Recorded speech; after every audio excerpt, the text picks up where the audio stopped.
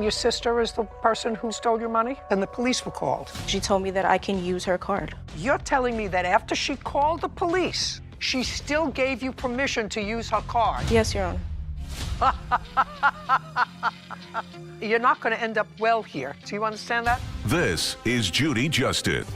Jada Maxwell is suing her sister, Valastasia Maxwell, for unauthorized bank account charges and property damage. Court come to order. All rise. Judge Judy. Have a seat, please. Kevin approaches. Hello, Judge. Case 2191, Maxwell versus Maxwell. Thank you. Miss Maxwell, this is your sister. Correct. Older, younger? Younger. The two of you decided to take an apartment together. Correct. When was that? August 27th of 2021. Were you both on the lease? No, ma'am, just me. How long did you live together? It was about 6 to 7 months. When did your sister leave? What month? She left at the end of June of 2022. June of? 2022. Miss Maxwell, was it your arrangement that you would split the rent? No. I would pay a portion of the rent, not split it even. Well, tell me what a portion was. The first month I stayed there, which was September only, I didn't pay anything. In October through November, $200, and then after that it was $400. Well, how much was the rent? $950, I believe. And how many of you lived in the apartment? Just us two. Well, why weren't you paying half the rent? I slept on a couch. Oh, is that correct? That is correct, Your Honor, except for the agreement. The agreement was that she would keep the apartment clean and pay half the rent and utilities. Well, why would she pay half the rent if you get the bedroom? It was her agreement. That was just... No, I'm just saying, that doesn't sound reasonable to me.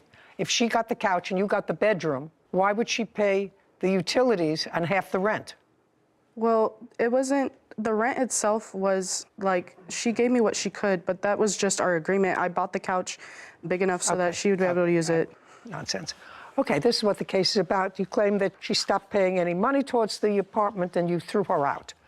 And when she left, she damaged some property, and then she charged some money on either your credit card or a debit card. My debit card. Did you ever give her your debit card?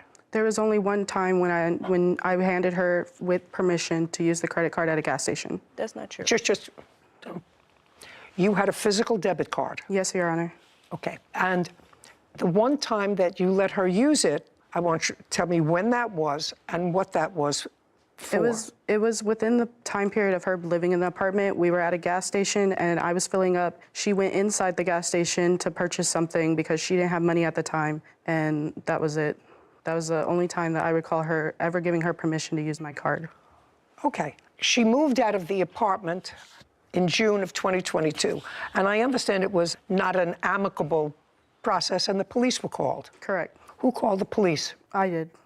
Why? My dad gave me advice, and he said that I should call the non-emergency escort so that they can watch her, make sure that she actually leaves when she was asked. And what day in June was this? I do not recall the date. You don't have a police report or a number? Not for that. They didn't give me a police report for that. Did they give you a police report for something else? I have the police report for the fraud. Oh, I'd like to see that. Yes, Your Honor. Because it is your claim that you used the information from your debit card and withdrew a lot of money from your debit card. Correct. Jada hands a document to Kevin, who brings it to Judy. So you reported this to the police on August 25th. 24th. It says reported Okay. 8/25. How much money did she take out of the account? At the time of that, it was only estimated about 10, but once the July statement came out, I was able to add up more, and it was nearly 14, 15 grand. May I see it, please? Jada hands a document to Kevin. How did you get her banking information? I had to call them. Shh. How did you get her banking information? I don't have her bank information. Well, you took money out of her account. You acknowledge you took money out of her account. I only took money out when she gave me permission. No. You acknowledge that you took money out of the account. I've read your answer. How did you get her account information? She gave me her card on multiple occasions. You mean after you moved out, she gave you her card? No. Shh. Yes. Do you understand? You're not going to end up well here. Do you understand that? Because if she called the police to watch you, to escort you out of the house, there is no question that she did not thereafter give you permission to use her credit card or her debit card. That doesn't make sense. She Do did. you understand? Do you understand the chronology of what I'm saying to you? Yes, Your Honor. So if I were to believe you, the only time you used her credit card is when you were still there. And that was prior to June of 2022. That's incorrect. Caption coming up. My grandmother passed away in August 9th of 2021, and she was my legal guardian to the age of 18, so I was under her account as a beneficiary, so when she passed, I got the money. Velastasia furrows her brow. A courthouse. The Judy Justice logo appears. In the courtroom, Jada and Velastasia. Jada Maxwell claims her sister, Velastasia Maxwell, wrongfully took money from her bank account and damaged her property. There is no question that she did not thereafter give you permission to use her credit card or her debit card. That doesn't make sense. She Do did. you understand? Do you understand the chronology of what I'm saying to you? Yes, Your Honor. So if I were to believe you, the only time you used her credit card is when you were still there. And that was prior to June of 2022. That's incorrect. Just a second. So you're telling me that after she called the police to escort you out of the apartment, she still gave you permission to use her card? Yes, Your Honor. I still went over to her apartment until July 15th. For what? I had my stuff there that Just to gather your things. and she let me use her car multiple occasions to get some of the furniture that she let me have, and she told me that I can use her card.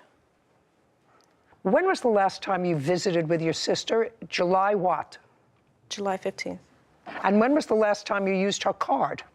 July 16th. What did you use her card for July 16th? Rent. Between what periods of time did you use her card? Give me the dates. Since September of 2021 until July 16th. September of 21. And what was it for in September? She would send me to the store, or if I was already at the store in her car, she would tell me to use her card or something like that. She would pay me to How get much stuff. did you spend on her card just for you? Just for you, not for joint, not send it to the store, here's my card. I have it here. Tell me how much you spent on you. I'm not sure of the exact amount. Did the police contact you with regard to the fraud? No. They never did? No. The police report, do you name your sister as the person who stole your money? Yes, Your Honor. The bank told me, No, don't tell me what the bank told you. Bank doesn't tell you anything. Would you show me here, maybe I'm missing it, where you report the person who took the money out of your account? that is the only document when I went down to the station that they gave me. When I went to actually make the file, she just asked me a couple questions, who I No, thought it was. don't tell me what somebody else asked you. Yes, Your Honor. Did you report to the police that it was your sister who fraudulently took your money? I did, but the police eventually, they cut it off because I was going to pursue small claims. They told me that they are no longer Oh, needed. small claims. Why were you going to pursue small claims? How much money do you? How much money does she have? Miss Maxwell, let's get it together. Let's get it all together. Okay? You were not going to pursue small claims because you knew that in small claims you would end up with zero. You knew that. Time I didn't understand what everything meant, which is why I tried calling a bunch of people, and I spoke to No, I just want to know why, at this point, because the bank gave you back some money. correct. How much money did the bank give you back? I have it here. It was about $4,900, nearly $5,000. Okay, and they gave you back almost $5,000. I'd like to see the communication with the bank. With the bank as to, I mean, if you are alleging fraud, Right. if you're alleging fraud, and you say that you had all of this money taken out of your account, Correct. okay, then there's no reason why the bank, if you were alleging fraud, and they found that there was fraud, why wouldn't they return all the money? Because they have a policy that within the 3 months, they can only go up to the first 3 months, and because I didn't realize sooner, they can only go up to that 3 months. So they were only able to give me back within the transactions within those 3 months. Is this a savings account or a checking account? It was beneficiary. What is that? When somebody passed and you get money. Explain that to me. I don't understand what beneficiary account is. My grandmother passed away in August 9th of 2021. And she was my legal guardian to the age of 18. So I was under her account as a beneficiary. So when she passed, I got the money. So you were living with your grandmother? Correct. Okay. And what was the benefit package? What do you mean? How much did you get as a beneficiary? It was about 50 grand. On what date? I'm not sure when it was processed, but it was opened. Payment started of October of 2021. Or transactions I don't started. understand what a beneficiary account is. Who paid the money? Who paid this $50,000? My grandmother, she would put money in there so that if something were to happen to her, the money would go to me or whoever she listed. Your Honor, it's a type of savings account. In simple words, a beneficiary bank account is a type of savings account in which the funds are transferred to somebody else after the account owner passes away, directly to the beneficiary. Okay, this had nothing to do with you receiving benefits through your grandmother. No. This is an account that your grandmother set up for you. Correct. Now, is that grandmother also her grandmother? Yes, Your Honor. Did you have a relationship with your grandmother? Yes, I did. Did she only set up the one account? I'm not sure, but I wasn't the only one that received money. What about you? Nothing. Okay, so how much is left in that account now? The account is closed out By whom? at the bank. After a certain, once it goes under a certain amount, they send you a check with the rest of the money. How much did they send you a check for? It was about $200. Well, who spent the $50,000? I made transactions throughout the time period as well. Okay. What did you buy with $50,000? I just basically used it. What does that mean? I wasn't responsible with it. I'll be honest about that. Did you know that your sister had this $50,000 amount of money? I didn't know she had that much, no. Did you know she had any? Yeah. Did you know where it came from? Yes. Jada shakes her head. Caption, coming up. You have here July total $3,148.14. What does that number represent? All transactions that were confirmed to be her added up total. You can't use her credit card after you're not speaking to your sister.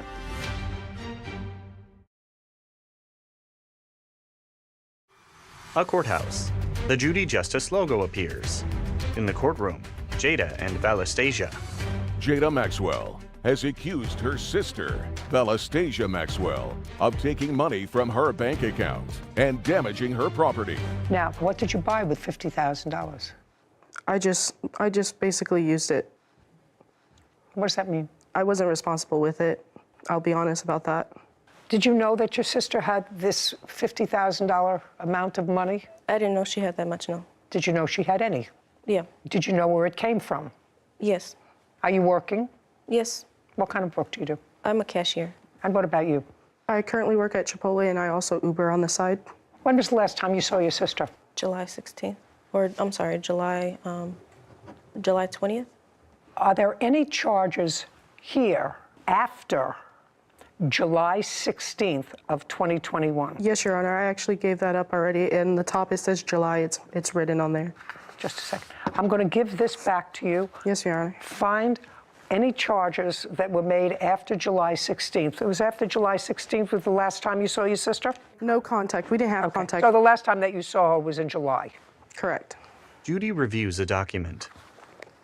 You have here July total $3,148.14. What does that number represent? That's all transactions that were confirmed to be her added up total in just the month of July. Were there any Yes, it goes in.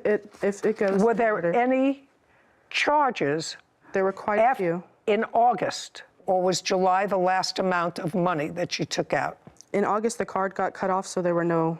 Okay, so that the most that she incurred on the card in July was $3,000. Correct, Your Honor. And she left on July, She was kicked out at the end of June. the end of June. Correct. Yes, June of 2022. Correct. And that was with a police escort. Correct. No, Police watching you? they left and I was still in the apartment. But they were there, they were called. Right. Okay. Now, what property do you allege that your sister damaged? Because that's the second part of your lawsuit. It was a couch, and What? it was $1,100. Well- I have pictures of the aftermath of when she was kicked out and what the state of the apartment was left in, including the couch. Just show me the couch. If she damaged your couch, let me see it. Jada hands photos to Kevin, who brings them to Judy. She reviews an image of a couch. I can't see what the damage is to this couch. It shows better in other pictures. No, I don't see damage. I just see a lot of dirt. Under the cushions, there was mold, and then there's a picture that shows 2 cigarette burns that her friend left. Could you return this to the plaintiff, please? A lot of dirt. Okay. Anything else? Thank you. You can't use her credit card after you're not speaking to your sister. I don't believe I didn't, Your Honor. Yes, you did. $3,148. I did not spend $3,000. Kevin, these are July's statements. Judy hands documents to Kevin, who brings them to Valastasia. She reviews them. I think one of those things is yours. The bottom document. Okay, anything else? Judgment for the plaintiff in the amount of $3,148. We're done here. Thank you very much. This court is adjourned. Outside the courtroom, Jada, then Valastasia. There was a lot more to show, but I'm glad I got something back. She took a lot from me. I don't see how you can decide I made a transaction with my name written in pen. And caused a lot of downfall after the fact. She's just mad, I guess. I'm not sure. I almost ended up homeless. I almost lost my job because of this. I didn't cause any damage, no. It was very hard. I didn't even want to press charges because she's my sister. Nothing. They pulled up. They said that I had to leave. And I said, no, I already paid my portion. And they said, okay. And they left. No, she was kicked out prior to that. My friend did do that. I can say that. But, like, She's just lying. I didn't damage anything.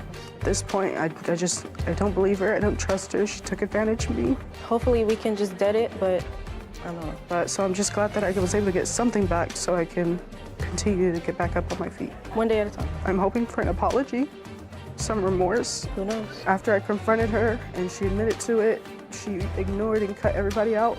She didn't even say she was sorry. She didn't speak to me. I don't know. Sarah and Judy. You know, it's a little bit easier now to commit fraud using someone's credit card, even if you only had access to the physical card for 5 seconds. It's long enough to take a picture of the back and input all the information into the DoorDashes, the Ubers, all the accounts. And if you don't check carefully, you may not notice for a couple months. So, I mean, I've been a victim of fraud in that way, and I know it can be very stressful trying to deal with the credit card company, and especially when it's your sister. I mean, my sister better think twice before using my credit card.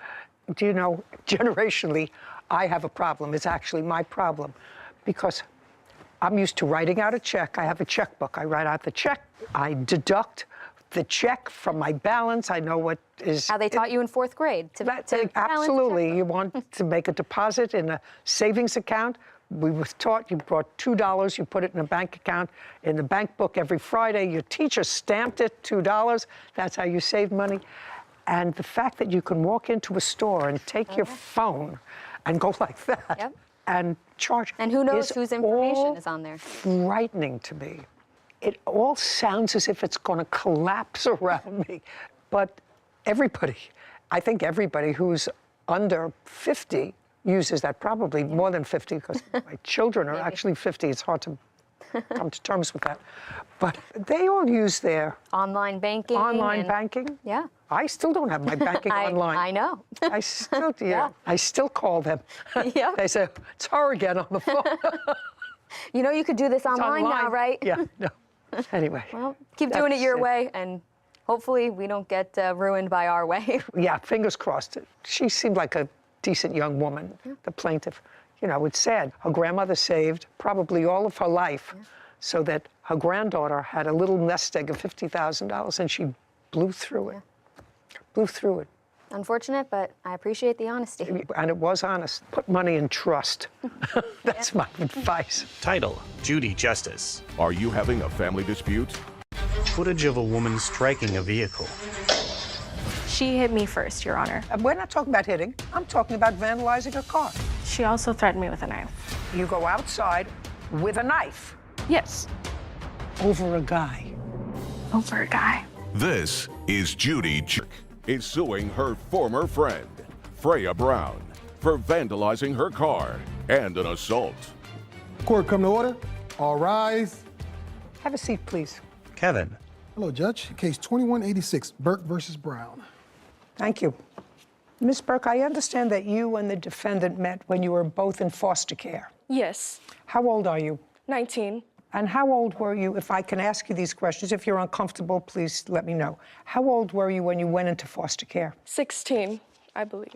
Were you originally placed in group homes? Yes, and through Orangewood Foundation, as well as transitional housing programs. When did you start transitional housing from group homes? I started that when I was 17. That was in 2021, where I was roommates with Freya, and we lived there. Okay, and could you describe the facility where you were living? We were living in Tustin, an apartment complex where they rent out the rooms and they have foster kids go in there and then they pay, well, they don't pay rent, but it's a transitional program to move up to the extended foster care transitional housing program for after you're 18. So it's better to be placed into this one, so it helps foundation towards the next one. Towards total independence. Yes. And how long did you stay in that facility? Until when? Like a few months after I turned 18, I got into the Costa Mesa transitional housing. Okay, from Costa Mesa, do you go into any other facility through the foster care system, or are you then supposed to get a job and get on your own 2 feet? So this program, the independent living program, it's really hard for foster kids to get into. You have to be set up with all the requirements. And so, What kind of requirements? Are there academic requirements? yeah, academic requirements, working, going to school, meeting with the manager that comes in every week. Yes. Were you going to school? Yes. What school were you going to? Golden West College. Are you still going to school? Yes, I currently am taking a break from this semester, but I'm still going to continue it. Are you working? Yes. And you living on your own? I'm renting a room out in Irvine with 2 different roommates. And Miss Brown, what about you? How long have you been in the foster care system, and how old are you now? I've been in the foster care system since I was 13 years old. I am currently 19. Tell me where you're living. Right now, I live in a rented room in a house also in Irvine. Tell me what you're doing. Right now, I work in sales. I'm a sales associate. Is it a full-time job? It's part-time. I'm also in school. I go to Fullerton College, and I'm a biology major. Interesting. Are you good in science? I really liked science in high school, so yeah. Well, you seem like 2 absolutely delightful ladies. I don't know why you got into this kerfuffle, but each one of you claim that you were assaulted by the other. You claim that Ms. Brown caused vandalism to your car. Ms. Brown says that you had her falsely arrested after this altercation, which seems to be an unhappy event over a guy. Over a guy. I mean, they're necessary evils, but over a guy. 2 lovely girls who probably weathered a lot of storms in your life to keep together that most 15, 16-year-olds don't have to do. How could 2 nice girls get into a kerfuffle over a guy? I have no idea. Go. Okay, so on September 2nd, near 10 p.m., I was cooking us dinner, and Freya's sitting at the counter, and then while I'm cooking dinner, I get a call from my ex, and he's just... From your ex-boyfriend, not ex-husband. Oh, yes. From your ex-boyfriend. Yes. Okay. And his name is, what's his first name? I would prefer Let's call him Cat. Cat, yeah. So You get a Cat- call from Cat. Do you know Cat? Personally, no, I do not know him. Have you ever met him? No, I have not. Okay. So now you get a call from Cat. And how long has he been your ex-boyfriend? Well, we just had a situationship, like it was just off and on, but he just called me and I just had him on the phone as speaker, and So you had him on speakerphone, you're cooking her dinner, she's sitting at the counter. yeah, and he starts making flirtatious comments like saying if I had any cute friends near around, and I know it doesn't sound right, but It doesn't sound good, Miss Burke. yeah, but that's just like I know him, and that's like a different story. But regardless, then So what was Freya- he? I want to know what he was saying. Well, you he have to just- tell me because she probably remembers what he was saying. I do. So if you don't remember, I'll ask her. What did he say? He asked in general if I had any cute friends near me or any around. Just saying if there was any cute friends near me, so that he. That's not what happened. Okay, so your ex-boyfriend calls you and asks you if you have any cute friends around, Yes. and you didn't just hang up on him. Well, yes. I told him, I said that I can't like see him tonight and that he shouldn't be saying that. But the call ended because he had to go because he had to go back to work. So it ended quick. Wait just a second. He must have said something that annoyed her. That was it. He just asked What did if he I say? had. Okay, you don't remember. What did he say? He called her, they were talking for a minute, and then she was saying, you know, oh, I miss you, this and that. And he was like, can I come over? At which point she told him, oh, I'm with my two friends. And he was like, oh, what do they look like? Are they cute? How old are they? Which I thought was disrespectful to me and also disrespectful to her. I was trying to be a good friend. I informed her of it. And No, so he was acting like a guy. yeah. You know, Yes. think before you talk. There's no filter here. So he's saying, oh, really? You can't come over? You have two friends? Ah, are they cute? Are they nice looking? And just to tell you, Miss Brown, I don't think it was disrespectful. I just think it's a stupid remark. No, Do you understand? I understand, It's but just stupid. the tone and then the content, because it was on speaker, like I could hear everything. So So when he hung up, what did you say to her? after they hung up, I didn't say anything to her. She said to me, she was like, you don't know him, you know, like we're in love. And you said to her? Basically saying, I don't know him. So I was like, yes, you're completely right. I don't know him, but I don't want to hang out with him, basically is what I told her. Well, was he coming over? No, I was just telling her, Okay. like, 'cause And he what's had your asked. version? After he hung up, let me hear your version of what she said. Okay, so after I hung up, it was just practically some of what she said, but it was more in an aggressive way and with a lot of attitude. And Show me. I get done with the phone and I'm cooking, and then she wants to like humble under her breath and like say like, I don't know, just rude things about the call and like just looking at me weird. And I'm like, what's the problem? And I was just, Okay, so she's looking at you weird, and you say, what's the problem? And she says, I don't know. She was going off and about, and then she started throwing trash on my counter and then That's threw it not at true, me. Your Honor. Yeah, you did. That is no, not true. No, I have Yeah. to tell you something. So far, it makes sense. But then I don't want you to tell me she just went from nothing disrespect to throwing food around the counter. That didn't happen. That did not. Okay, so before she started throwing the trash on my counter, she was saying how that I had attitude, but I was telling her that I did not have attitude. I was trying to de-escalate the situation by She talking had to her. attitude. So far, we're not attitude. So far, she's mumbling. No, that's what you she said under said. her breath. Yeah, and then so she, I don't know, she would, like I said, it was a snap of a finger. Like I'd never seen her switch like that. And, you know, I was confused. And then after she threw the trash, I told her to grab your stuff and get out of my house. And so I gave her time. She went in my room, grabbed her stuff. I waited by the door. I had it wide open. And she's just cursing and yelling and just like, I didn't want her in my house. And if I would have known she was like that. Don't go down any tributaries. Freya shakes her head. Caption, coming up. When you got out to the car, she had a brick in her hand. Was there any damage to the car? Yes, I have photos, proof to the left driver's side, and there's a video as well of the neighbor's Ring camera showing her vandalizing my car. Okay, I'll see the video.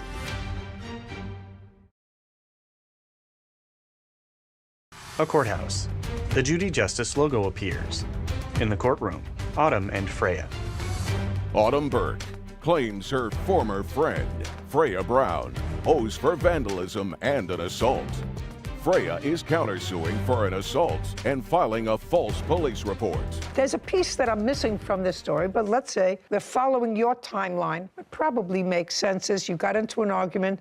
You said to her, you know, he's really not that way. He's really a nice guy, and I love him. And she said, well, somebody who really loves you doesn't say, I want to come over and hang out with your two good-looking friends. That could escalate into something that's angry. Your Honor. Well, the thing is, when she did mention those things, they weren't calm as you expressed. Yes, they were. No, they weren't. They were very aggressive. They could have been not. aggressive, but that's... They were not. They could And have been I aggressive. didn't see but- a reason why it should have been that way at all. Listen, I'm not saying I agree with you or not, But I'm saying that common sense dictates to me that if you're on the phone with somebody that you still like, and that you're an on-again, off-again, and you can't come over today because I have 2 friends here. Oh, really? You have 2 friends? Maybe I'll come over and hang out with your 2 friends. She found that disrespectful. I actually find it disrespectful to you and disrespectful to him. You really have nothing to do with it, Miss Brown. Somebody else was being a schlemiel. No, I mean, I wasn't saying like, Okay. yeah. All right, so now you tell her to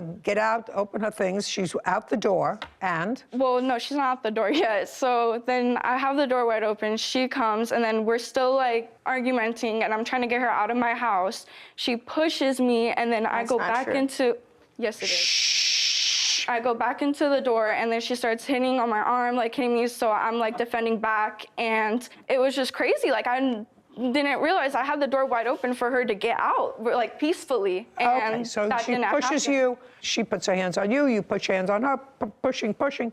And up until that point, there's a lot of maybe pushing, touching the arms, touching the hand, but nobody is injured. Is that a fair statement, standing at the door? Well, I got assaulted because I have the pictures to show that my nail came off. No, and- I'm asking you a question. Yes. Up until that time, did your nail come off during that time? Yes, Was it a real nail or a fake nail? both of my nails came off. Like it was On the top same of the finger, you had a fake nail over your real nail. and it both ripped off. Okay, I have I'll take a look. pictures.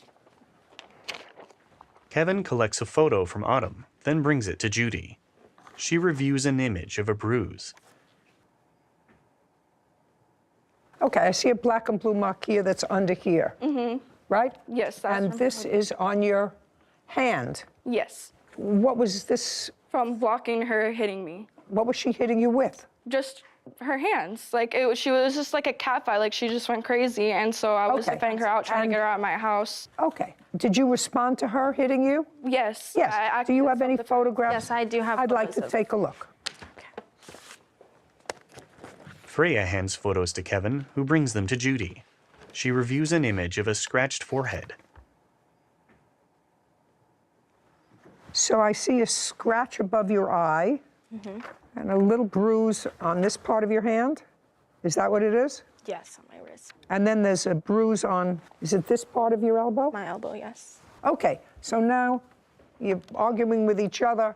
You both get banged up a little bit. Now she's outside. Yes. And what did you do? You finally got her out the front door. So after a few minutes, she called me and said, "Warning, I'm at your car." So when I heard that, I called the cops immediately, and I asked them to come down because I think she's gonna be vandalizing my car or God knows what.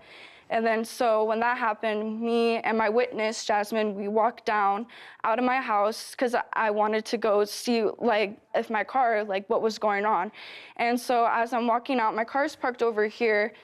Freya's over here. And so when I'm walking out, then I meet her right here, and she has a brick in her hand. And yeah, she had a brick in her hand the whole time until the cops came, and then they arrested her, and they asked me if I wanted to file for assault and vandalization, and I said yes. Okay, and when you got out to the car, she had a brick in her hand. Was there any damage to the car? Yes, I have photos, proof to the left driver's side, and there's a video as well of the neighbor's Ring camera showing her vandalizing my car. Yeah. Oh, Let me sorry. see the damage, and then I'll see the video. Thank you. Kevin collects photos from Autumn, then brings them to Judy. She reviews images of a cracked car window. Okay, now I'll see the video. Okay. Footage of a hooded woman hitting the driver's side window of a vehicle. Two young men approach.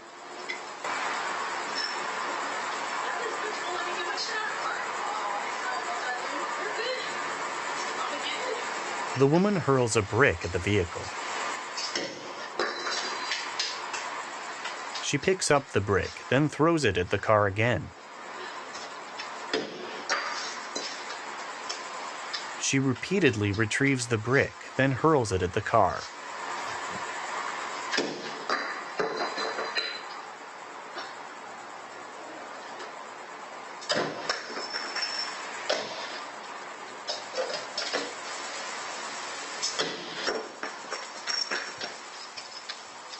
She leaves.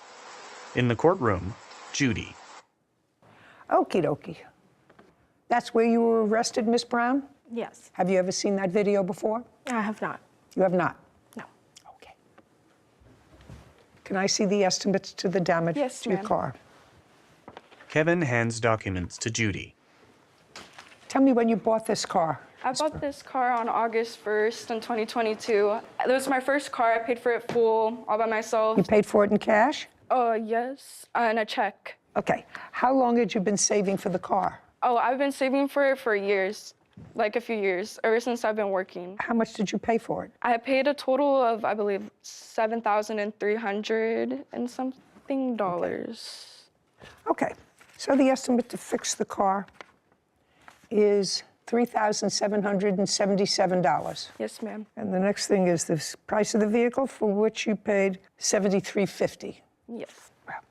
Now, Ms. Brown, one would say to you as a result of seeing that video, temper, temper, temper, you may have a temper, you can't do what you did. Would you acknowledge that you can't do what you did? Yes, I acknowledge. Great. So that means that you have to take care of this problem. She hit me first, Your Honor. And we're not talking about hitting. I understand. I'm talking about vandalizing a car. Caption coming up. She says the weapon was a knife, It was. and the knife was being held by you. Yes, that's So you self-defense. took. No, it's not in self-defense anymore, madam. It's not self-defense. She's out. She's away from you. Autumn shakes her head. A courthouse. The Judy Justice logo appears. In the courtroom, Autumn and Freya. Autumn Burke has accused her former friend, Freya Brown, of vandalism and assault. Freya claims Autumn threatened her with a knife and filed a false police report. Neither one of you were hospitalized as a result of this assault. You got a couple of black and blue marks. Two She girls also had a threatened fight, me with a and knife. that shouldn't have happened. But now the fight is de-escalated, and you went outside and purposely vandalized her car in a very, very aggressive way. And all I'm saying to you is, you understand that that was temper, temper, temper. You're not allowed to do that, and you have to pay for it. She also threatened me with a knife. She what? I didn't. Threatened me with a knife. Just a second. I didn't see that when you were out there by yourself picking up a brick, right? Yes. And that was a long video.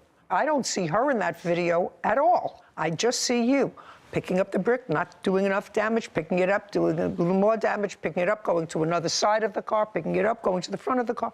I don't see her there threatening you. She didn't threaten me at that point. Right. Clearly, when you left the house, that ugly confrontation had been de-escalated. It had not actually. Of course it was, because you were out there by yourself. You could have gone. And if it was an ugly confrontation, you go to the police station and you say, I left my license in my friend's car. We had a fight. Could you come back with me on a standby and get my license, instead of using a brick to bash in her car? My circumstances were different from Autumn's. I would like to inform you of that. What were your different circumstances? Well, I was supposed to be moving in 3 days, which Autumn was aware of. So had I called the police and been like, oh, I need this help, then I would have jeopardized my housing. Oh, no, that's not true. Sorry about that, Miss Brown. If you called the police and merely said to them, I don't want to have an argument with her, that would not have jeopardized your getting into housing. Having this fight and vandalizing her car, that could prevent you from getting into That's housing. what got me I'm kicked out. referring I'm not to that.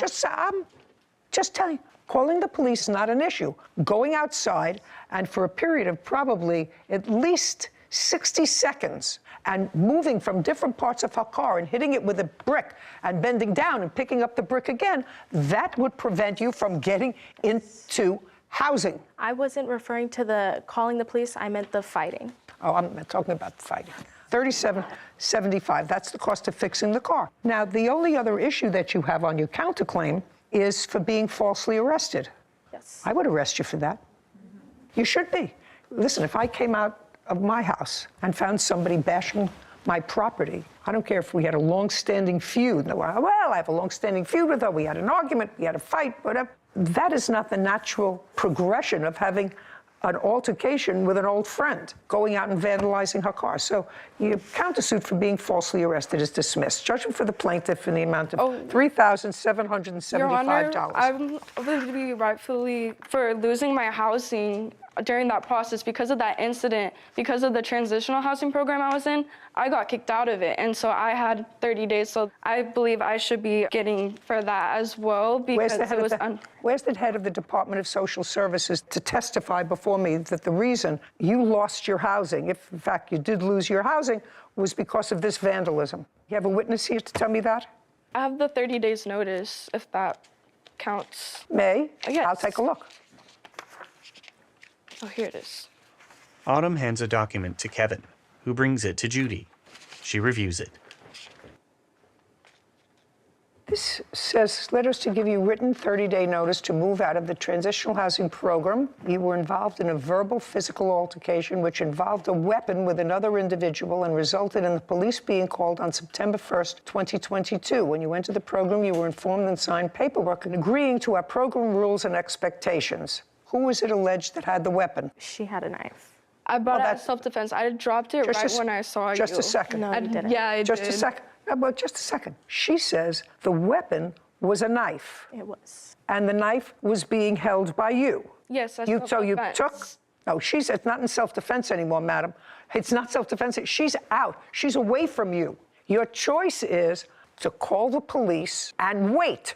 Your choice is not to pick up a knife, because so far this altercation has been a lot of tussling between girls that shouldn't have happened, but so far nothing involved a weapon. So you went outside with a knife, and according to the rules, you can't do that. And that was the reason that you lost your housing, because there's no other reason.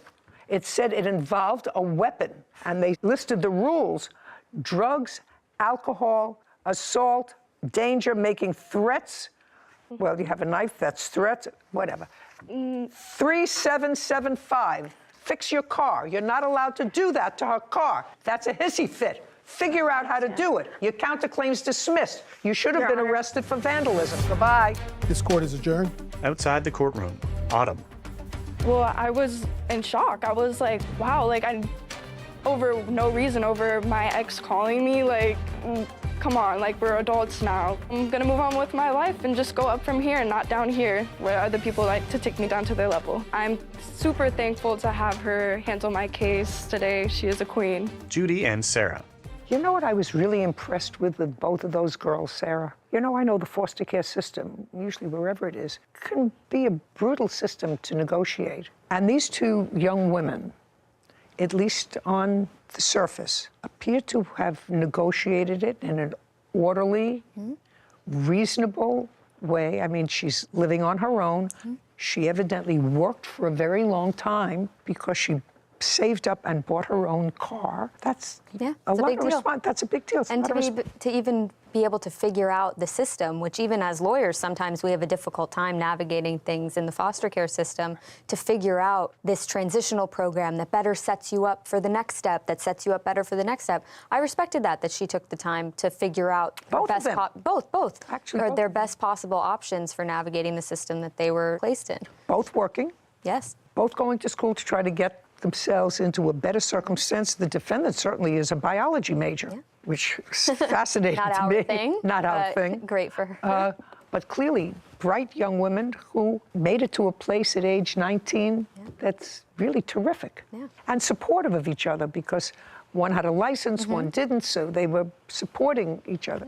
All very lovely. And get into a kerfuffle over nothing. It shows just how fast all that work and all that preparation for the Can next step start- and for the housing can just crumble. Can just unravel. Really sad. That's sad.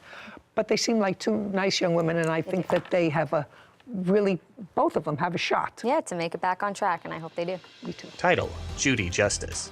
Are you a victim of an assault? Go to Judy. Now you have the pigs, I told him up front, I do not have the money to pay you right now. and you paid nothing. Then you're going to pay for all of them, sir. No, Oh, yes. the pigs died. This is Judy Justice. Logan Moore is suing his family friend, Brandon Farman, for the cost of 4 pigs, a hog waterer, and lost wages. Court come to order. All rise. Judge Judy enters. Have a seat, please. Kevin approaches. Hello, Judge. Case 2181, Moore versus Foreman. Thank you. You're welcome. Mr. Moore, you're suing the defendant because it is your claim that you sold him, I believe, 4 piglets, and he never paid you for them. Yes, Your Honor. That's what the case is about. Now, tell me where you live. I live in Pinehurst, but outside of Pinehurst, south in a valley, Pinehurst is where? in Idaho. So you live in Idaho. Is Yes. that farming community? Yes, small. Who do you live there with? Me, my mom, and my sister. You have a farm? Yes. How many acres? Right now, 5. Yes. We're working on buying land next to us. But right now you have 5 acres. Tell me Yes. what you raise. Right now, we raise cows, pigs, and goats. You own that property? Yes, Your Honor. How long have you owned that property and raised those farm animals? Lived on the property my whole life, raised farm animals since I was about 16. And you sell them for what? I mainly do meat animals, so when it comes to beef, cattle, pigs, meat, goats. But you sell them on their own hoofs. Yes, yep, on the hoof, not by meat. And what do you do, Mr. Foreman? An underground shift supervisor, What is that? underground miner. Do you live close by to Mr. Moore? Live a couple miles above him, How long have you lived there? going on 5 years. Tell me what interest you have in pigs. Me and my buddy, we have a hobby, so to speak. He has cattle at his place, and I have raised pigs at mine. How many acres is your house? Just over 5. All you raise are pigs. Correct. And I assume you sell the pigs for meat. Correct. When was the first time, Mr. Foreman, you purchased pigs from Mr. Moore? Probably 2 years ago now. Okay, how many did you purchase? The first time, First time. I think there's 3. How much did you pay for them? I don't recall. Well, how much would 3 piglets be? I want to say it was 400 and some change. For 3. Correct. Okay, that was a couple of years ago. Correct. Did you sell those pigs? Correct. They're not part of your current lifestyle. No, nope. And you keep them for how long before you sell them? Until they make a certain weight, about 250, 280 pounds. Now, when you buy them from the plaintiff or from anybody, how big are they? The ones that I purchased from Logan were small, probably 30, 40 pounds maybe. So they must eat a lot for them to get to 250. A lot. And give me some idea, because I really don't know the answer to this question. How much would you sell a 250-pound pig for? If they're totally butchered, cut, and wrapped, it's about $800 to $900. If I'm doing the cutting and wrapping, And if you're not? then I sell it for hanging weight. So whatever the animal weighs after it's butchered out, then we set a price for that. Usually $3.50 to $4 a pound. You pay about $125 for them. You feed them for a year, Not quite a year, but close. okay? Well, not quite a year. And then you sell them for 6 or 7 times what you paid for them, minus the feed, whatever that is, minus what it is to feed. Except for there's more than just the feed. There's all the time and labor it goes into cutting Oh, and wrapping. absolutely. And But you make a profit. make a profit, yes. And you don't go that route. You sell them when they're young. Correct. That's your business, to That sell is. them when they're young. Yes. Okay. So the first time Mr. Foreman bought from you, evidently things went well. Tell me about this most recent sale where there is an issue. Yes, so Brandon contacted me that I had 4 pigs available. Did you advertise that you had them available? I did not. I have a family member that works at a gas station that he goes to. She mentioned to him that I have pigs for Is sale. that how you found out? That is correct. Okay, go. That I had pigs for sale. And then he got my number from her. He contacted me, said that he is interested in my pigs. We set up a time for him to come meet and look at the pigs. What date? It was July 28th, 2022. Okay. And then he came and looked at the pigs then, and he liked them. How old were they? They were 2.5 months, which would be right around 40 to 45 pounds. And you had 4 of them. 4, correct. Is that how many there were in the litter or however? No, those were just the ones I had left. There were 9 in that litter. So you had already sold 5? Yes. And 4 left? Yes. Is that the time you usually buy them, Mr. Foreman, when they're 2.5 months old? No, How old are they when you usually buy them? it depends. Depends on what? Price, money, Okay. where they're at. Well, so give me a range. What? So these ones were relatively close. I didn't have to travel far. At the time, they seemed like a pretty decent price deal. And what did he sell them to you for? Caption coming up. You want to take the pigs. You didn't have any money at the moment. And what was the deal that you came up with? That I would pay him for them when I was able to. Nah, that I don't believe. That That I don't believe. is the truth. Then he's foolish, because when are you able to?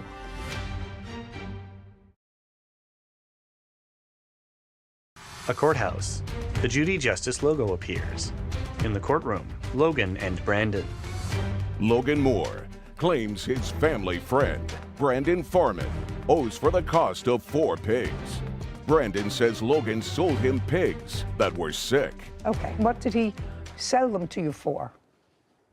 I believe for the 4 pigs in water, it was $7.20. 25, 4 pigs, and there was a water little machine that you also... No, it was just a plastic tote with nipples on it for the pigs to drink water out of.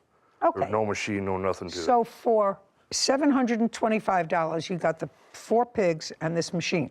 It's whatever. not a barrel. Whatever, a waterer, a hog waterer. Correct. Right.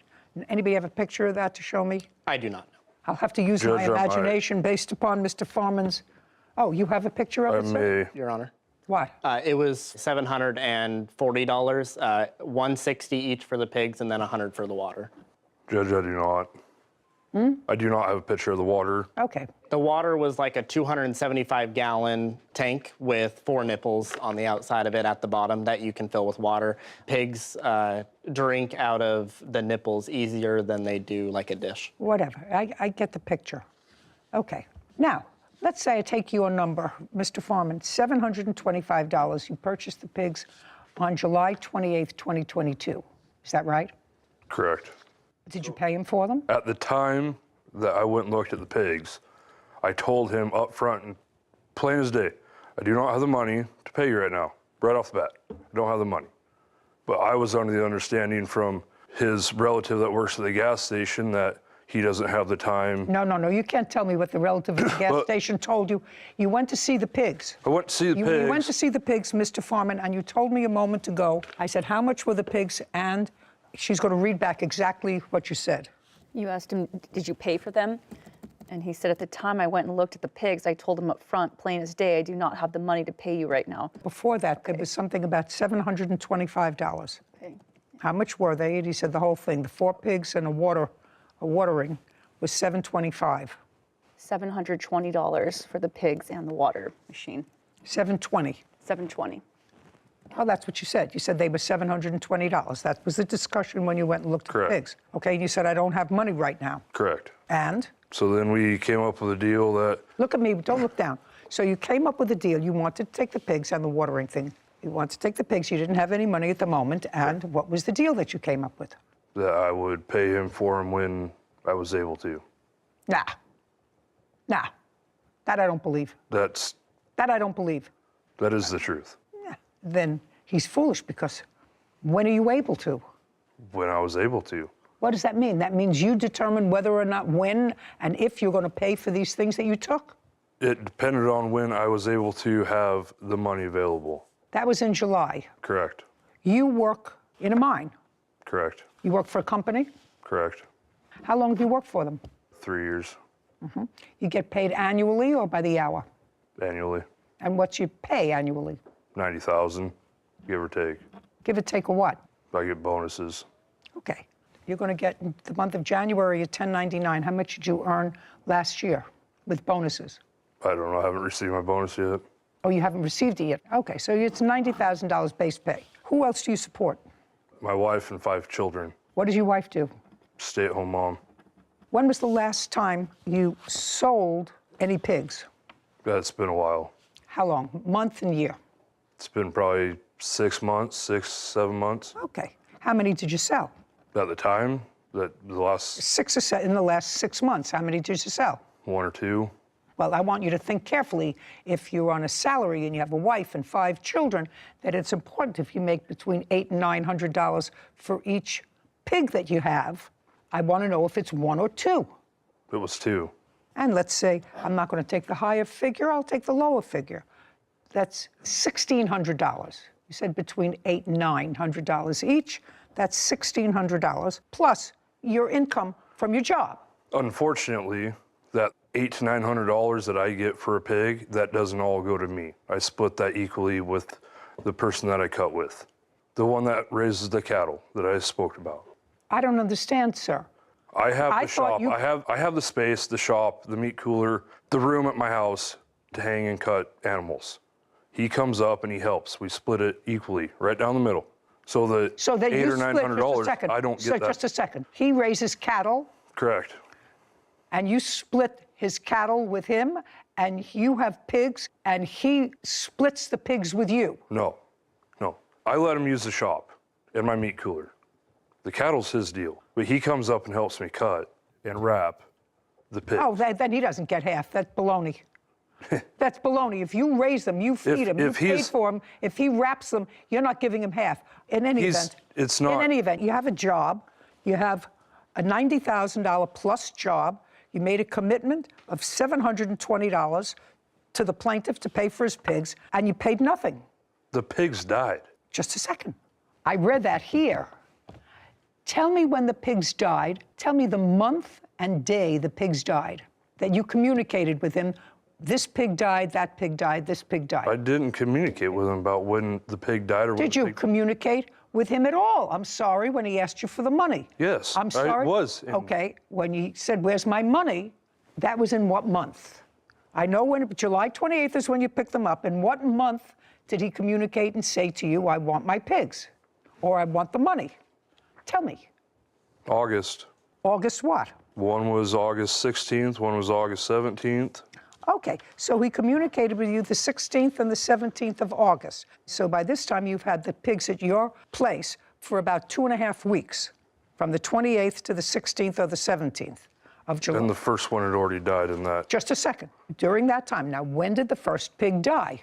A week and 3 days after I got it home. Did you tell him? No. Oh, then you're going to pay for all of them, sir. What? You're going to pay for all of them. No. Oh, yes. Caption coming up. Just show me that you said to him, one got sick, it died. I'm afraid for the others, so I just as soon give them back to you and cancel this whole deal. Show me. I offered multiple times to take the pigs back to him and the water. Just show me.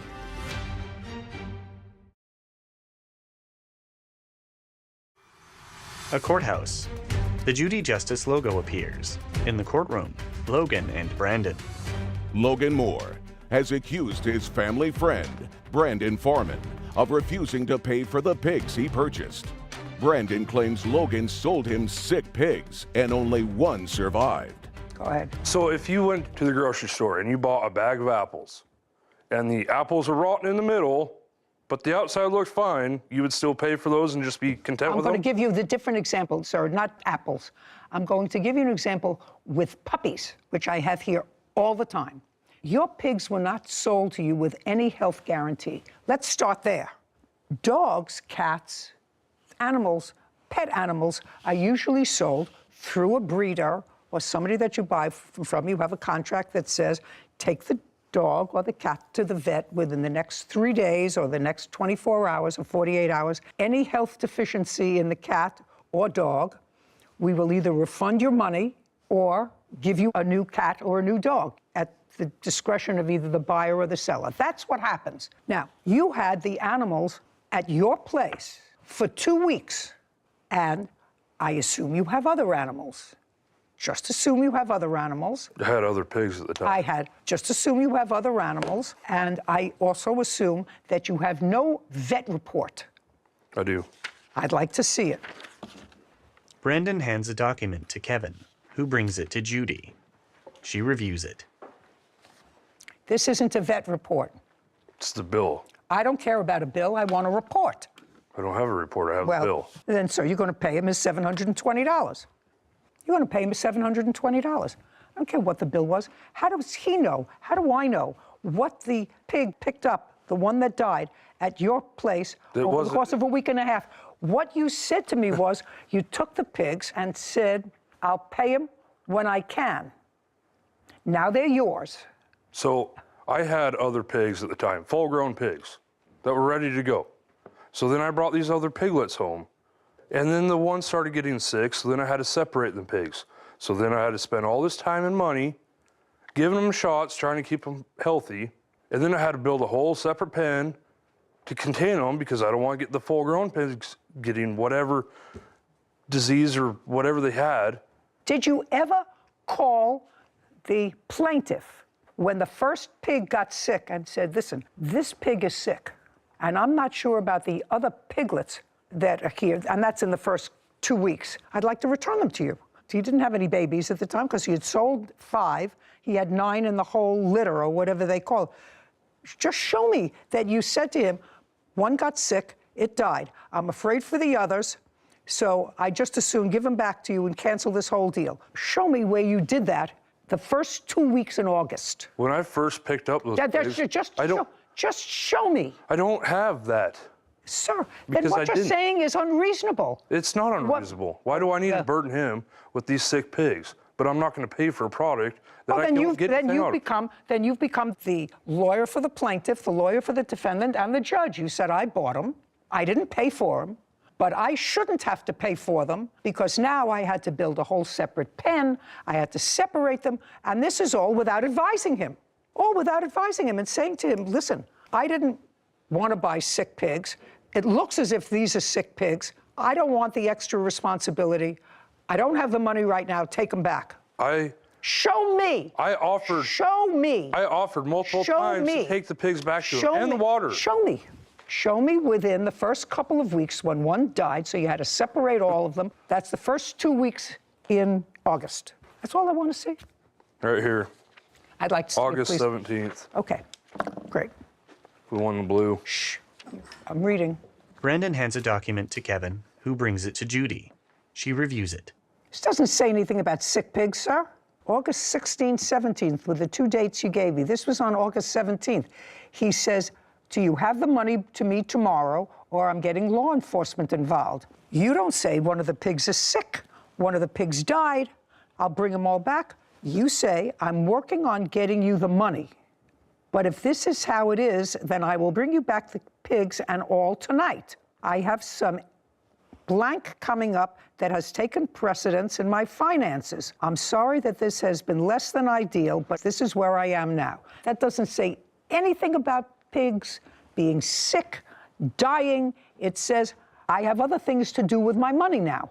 That's what it says, right? But I clearly That's what offered it to says. bring Well, the pigs back. just a second. That's what it says. He didn't have a buyback agreement from you. Now you have the pigs. Whether they died or whether they didn't die or whether they got sick, you've had them. Now we're in January, August, September, October, November, December. We're in January. We're 6 months later. Judgment for the plaintiff in the amount of $720. Thank you very much. This court is adjourned. Outside the courtroom, Logan, then Brandon. Did not expect Brandon to mention sick pigs. They just wouldn't put on weight. They started not wanting to eat or drink anymore. Then they just got real skinny, no matter what I did or the vets did. He never told me. They just ended up passing away. If it was sick, I would put them in a treated pen that I have that's actually on concrete where they cannot pick up any other diseases from the ground. Some kind of infection. And I make sure the animal is even safe for transport. I wasn't going to do the blood test on him to try to figure out. I honestly have done multiple payment plans with multiple farmers. I shouldn't have to pay. And I will do it in the future too. Got frustrated. I'm glad it's over. I don't have to chase my money anymore. Sarah and Judy. So I don't know a lot about pigs or farming or, No. or housing pigs, but I was really surprised at the profit margin that the defendant was explaining. If you buy the pigs at 40 pounds, not also great at math or word problem math questions, but if you buy a pig at 40 pounds for $160, you have to feed it all the way up to 280 pounds in order to sell it to anyone. You have to, I don't even want to think about how much food that requires to feed the pigs. But then your profit, even if he wasn't splitting it with whoever helps him cut and butcher the meat, is only $800 as a high figure. That seems like a very low profit margin to have pigs in your house and to have them in your backyard and build a pen with 5 kids. That just seems like a lot for a profit margin that I expected to be much higher. That's really labor-intensive work. It just blew my mind. Yeah, different part of the world. Different part of the world. So if you don't like that part of the world, then you go to law school. I guess. Or you become a podiatrist. Or you visit. Or you visit a visit. farm. You visit a farm.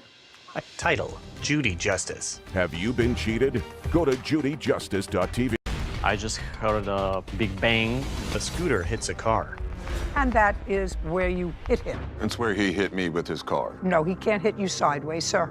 Now, whosever fault this was, cars don't go sideways, they go front. Let's be serious, I don't have all day. This is Judy Justice. Kaloyan Popyanchev is suing fellow motorist Spencer Gilbert for car damage. Court come to order. All rise. Have a seat, please. Hello, Judge. Case number 2084, Popyachev versus Gilbert. Thank you. You're welcome. Mr. Popyachev, you were driving in your car, 2008 BMW, That's correct. and that was on the 14th of November of That is correct. last year. Tell me what time of the day this accident happened. It was approximately 3:15 p.m. So daylight hours. Yes. And tell me where you were going. I was going eastbound on Sunset Boulevard in Beverly Hills. I was driving Eastbound on Sunset Boulevard in Beverly Hills. I was driving in the right, so-called slow lane when I tried to make a right turn.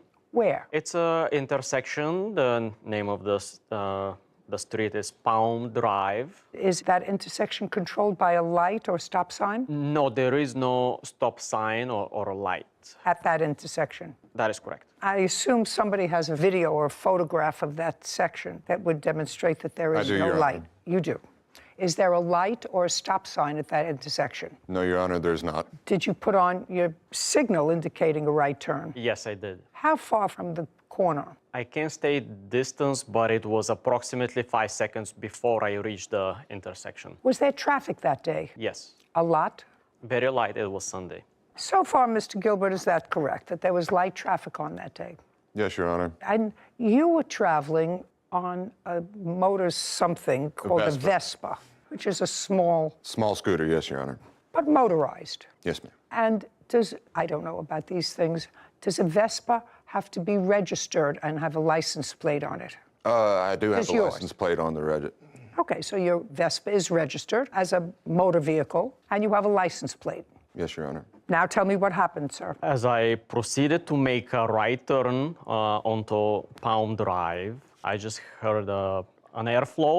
It was a big bang. It was an impact. On your passenger side? On my right passenger side, and I realized that there was a small motorcycle or a moped that hit my vehicle. Hit your side. And you were the person riding that Vespa? Yes, Your Honor. Okay. May I see the damage to your car? Yes. Kaloyan hands a photo to Kevin, who brings it to Judy. Sarah Rose, get me the price of a 2008 BMW 7 Series. Will do. Thanks. Judy reviews a photo of a dented passenger door. What you're talking about is this damage, sir. Is that correct? Yes, front passenger. I see. Yeah. I've just made a circle. Can you see the circle that I've made? Yes, that is correct. Okay. And that is, Mr. Gilbert, where you hit him with your Vespa. It's where he hit me with his car. No, he can't hit you sideways, sir.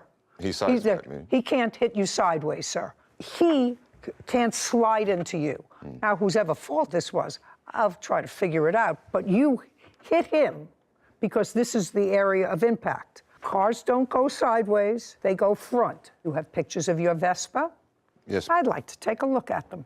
Your Honor, based on a 100,000-mile BMW 7 Series, between $4,700 and $7,800 is about the range. I just want to know, because I have to see what this kind of he's suing for $10,000, which is ridiculous. A photo of a scooter in a clump of shrubbery. That doesn't show me much, actually. Okay, so I can't see the front of your Vespa, sir. I assume that the front is the end that's damaged because I see the back. Yeah, the front end was completely just collapsed. A second. So the from front impact. of your Vespa was damaged because that's where you hit him with your Vespa.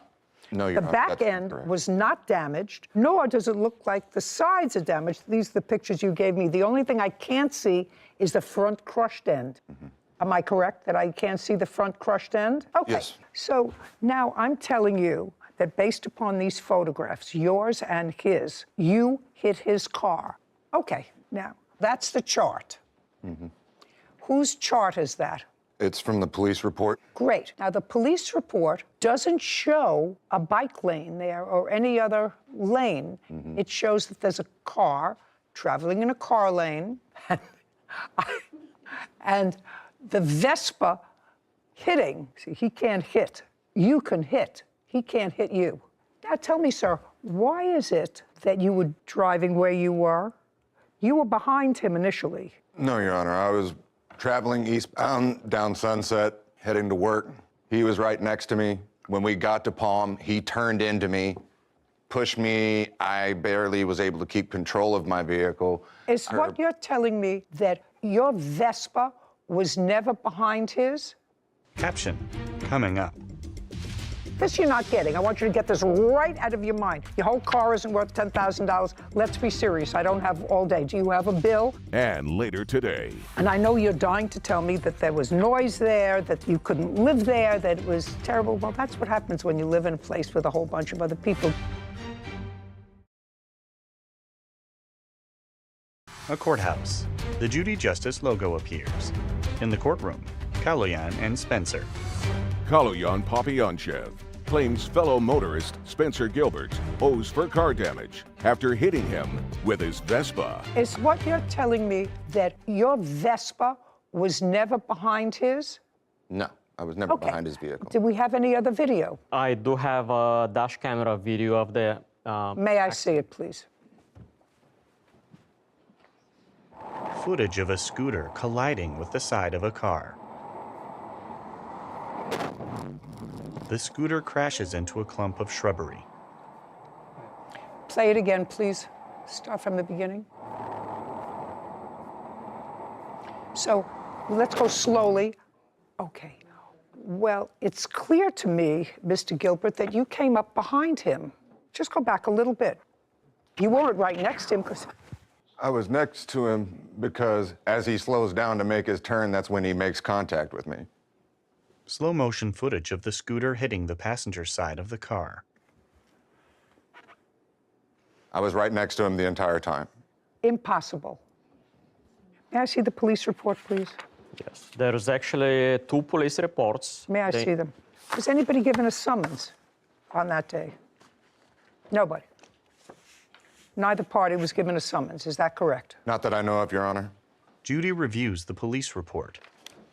Okay, so this is the narrative after witnesses were questioned, and the opinion based upon the witnesses' testimony and yours, and the fact that the police officer actually heard in the video the clicking of the turn signal indicating a right turn approximately 5 seconds before the right turn was executed according to the police officer as a result of viewing the cam that he had, the video, that he was making a slow right turn. He had turned on his signal approximately 5 seconds before, and you were coming up on him on your right. And it says, based upon the video footage, I determined that the first car, and that would be his, should not have been placed at fault for this collision because he activated his turn signal and made a safe turn to go southbound on Park Drive. The fault of the collision is on the part of Mr. Gilbert for violating 21755 CVC, which states in part that the driver of a vehicle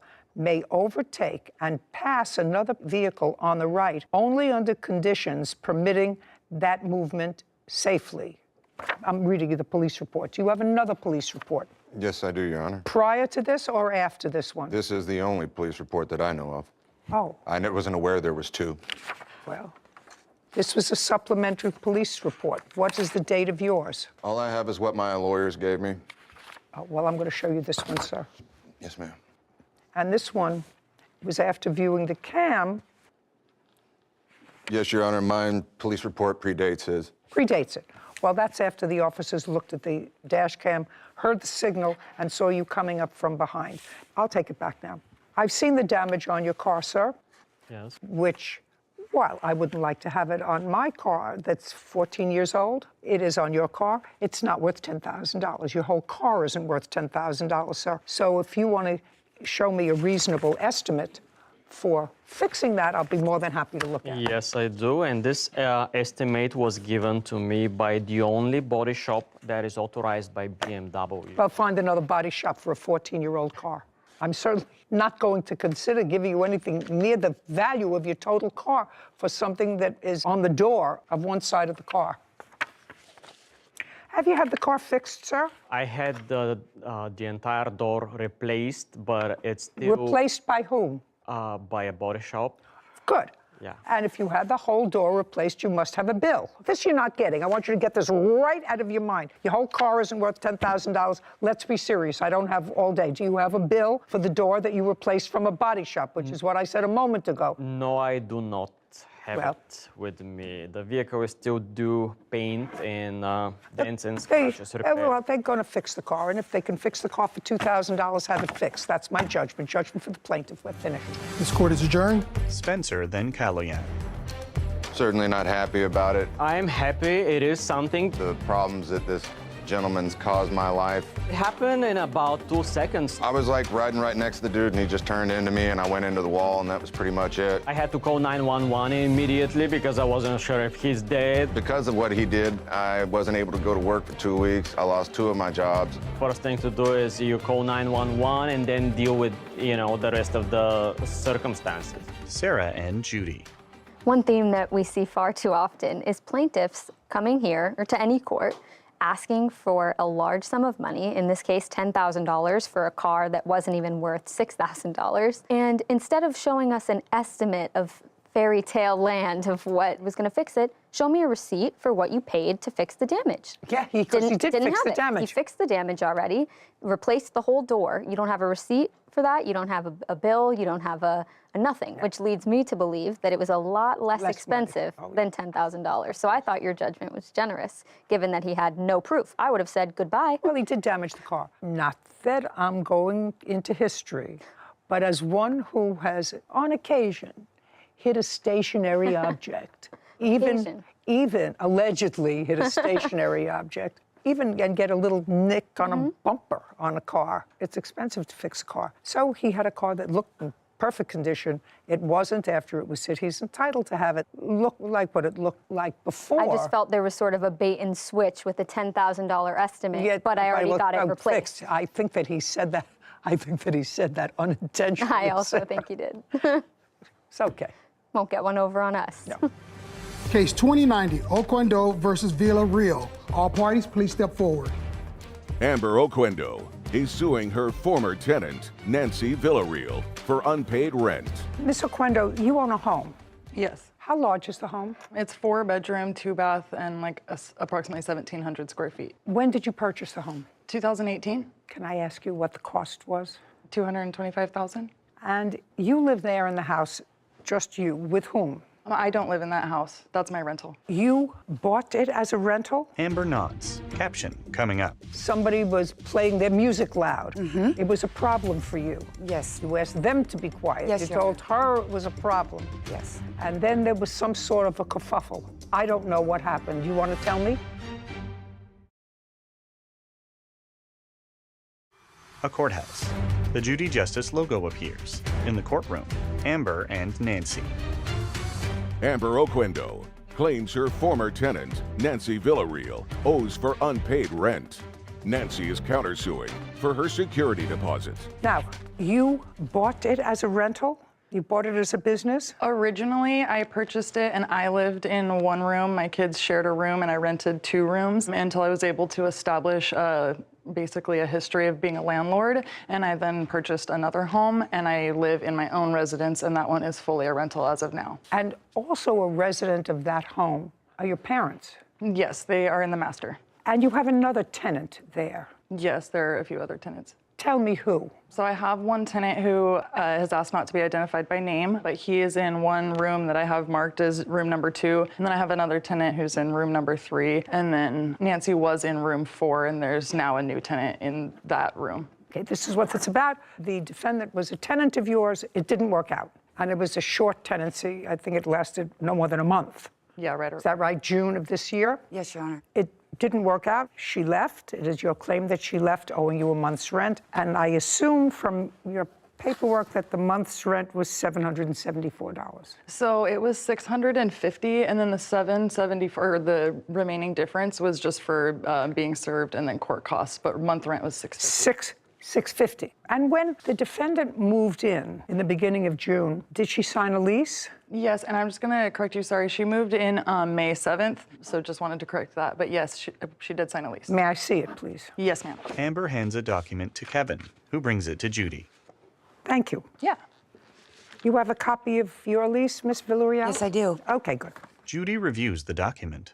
So it's a month-to-month tenancy. It's an at-will with 30 days written notice. Okay. According to the lease, there was a security deposit of $650. Yes, ma'am. Did the defendant pay that when she moved in? Yes, she did. Okay, because that's your counterclaim. You say you want your security deposit back. Yes, ma'am. I assume from reading both of your complaint and answer that this turned out to be not a happy tenancy. You don't live there on a full-time basis. The defendant did live there for a short period of time. You moved in, rented a room, and you gave her $650, and you moved in on May 7th. Yes, Your Honor. Correct. And you moved out on what date? I moved out on July the 7th, July the 10th. So you were there for 2 months? No, I was there for 1 month. May to June, June, July. May 7th. I moved in I believe it was June because I moved out July the 7th. Our lease was signed on May 7th, so I know that. Yes, the term of the lease is beginning May 7th. That's the term of the lease, according to this. So I don't care when you moved in. Okay. The term of the lease was May 7th on a month-to-month basis. So you were there from May 7th to July 10th. So you were there for 2 months. Okay. We're going to get into the whys, wherefores in a moment, but did you pay the month of May? Yes, Your Honor. Did you pay the month of Yes, May? ma'am. Good. Did you pay the month of June? No, Your Honor. Okay. And you lived there until July 7th? No, I actually lived there until... You just told me July 10th, as a matter of fact. Whitney's going to tell me what date you gave as your move-out date. You said it was July 10th. She said, I moved out on July the 10th. Okay, July, Said. and it was, yes. July So you 10th. were there for 2 months? Yes, Your Honor. Okay, if you're there for 2 months and you only paid 1 month's rent. Yes. So far, you owe her 1 month's rent. Did you return her security deposit? Yes. Did you receive your security deposit? Yes, Your Honor. How much? $650. Okay, so you have no counterclaim. The counterclaim is for your security deposit. The rest of it is nonsense. You moved out, you wanted to pay your moving costs, your hotel fees, and everything else. That's ridiculous. Okay, so if you've received your security deposit now, what you owe her is a month's rent, which is $650. And I know you're dying to tell me that there was noise there, that you couldn't live there, that it was terrible. Well, that's what happens when you live in a place with a whole bunch of other people. Did you look at this room before you moved in? Yes, I did, Your Honor. Okay, so you went to the house. When you went to see the house, Amber was there. She introduced herself as the landlord. That's Yes. what it says here. Yes. And she let you know that she wasn't in the house, that her parents were in the Right. house as tenants, but she wasn't in the house. Yes. And you moved in and somebody was making noise. Somebody was playing their music loud. It was a problem for you. Yes. You asked them to be quiet. Yes, You Your told her it was a problem. Yes. And then there was some sort of a kerfuffle. I don't know what happened. You want to tell me? Yes, Your Honor. I am a federal employee, Your Honor.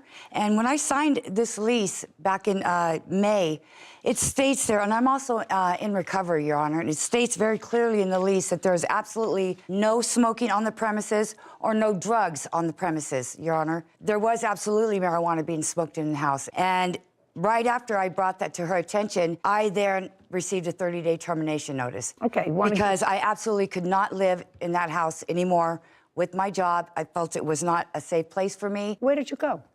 Where Just a did I second. go? Just a second. Is that your son? This is my son. Okay. Does he live in the area? I know you called him and he came and helped you move. Yes, Correct? ma'am. Who does he live with?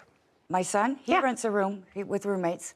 So he has roommates? Yes. Tell me where you went when you left. You didn't get a 3-day notice to quit. You got a 30-day notice from her that she was not renewing the lease pursuant to this. Right. You chose to leave in 3 days. Absolutely. That was your choice. Because you had 30 days to stay, and you had a month-to-month tenancy. Okay? You chose to leave. So where did you go? I got a U-Haul. I didn't really have a place at the time to go, but my boy's grandmother offered her place to me, so I stayed there for a couple weeks. She said, you pay $180, I'll let you stay here for a couple weeks until I was able to find another place, Your Honor. And then you did?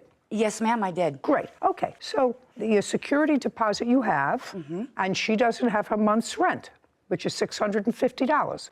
Are we done here? Judgment for the plaintiff in the amount of $650. We're finished. Thank you. This court is adjourned. Amber, then Nancy. I am not aware of anyone using marijuana in my house. There was marijuana being smoked in the house. My dad says that he's not smelling it, so I guess I can't really attest to the legitimacy of that. It was not a safe place for me to be. Judy and Sarah. You know, some people don't realize, Sarah, that if you leave a premises that you have lived in, it's like going to a restaurant and ordering a steak and then delivering the steak, you're taking a bite and say, you know, I really don't like that steak, and finishing it. and then telling the waiter you're not going to pay for the steak. I always say you ate the steak. If you're a tenant and you find the living conditions such that, you find it untenable to live there, you have a prerogative of changing your residence, but you don't live there for 2 months and only pay for 1, and then make excuses because you ate the steak. Title, Judy Justice. Have you been cheated? Go to Judy Justice. An investment that went south. Where did you put that money, sir? He was a friend of a friend. His name was Scott. Scott what? I can't remember his last name.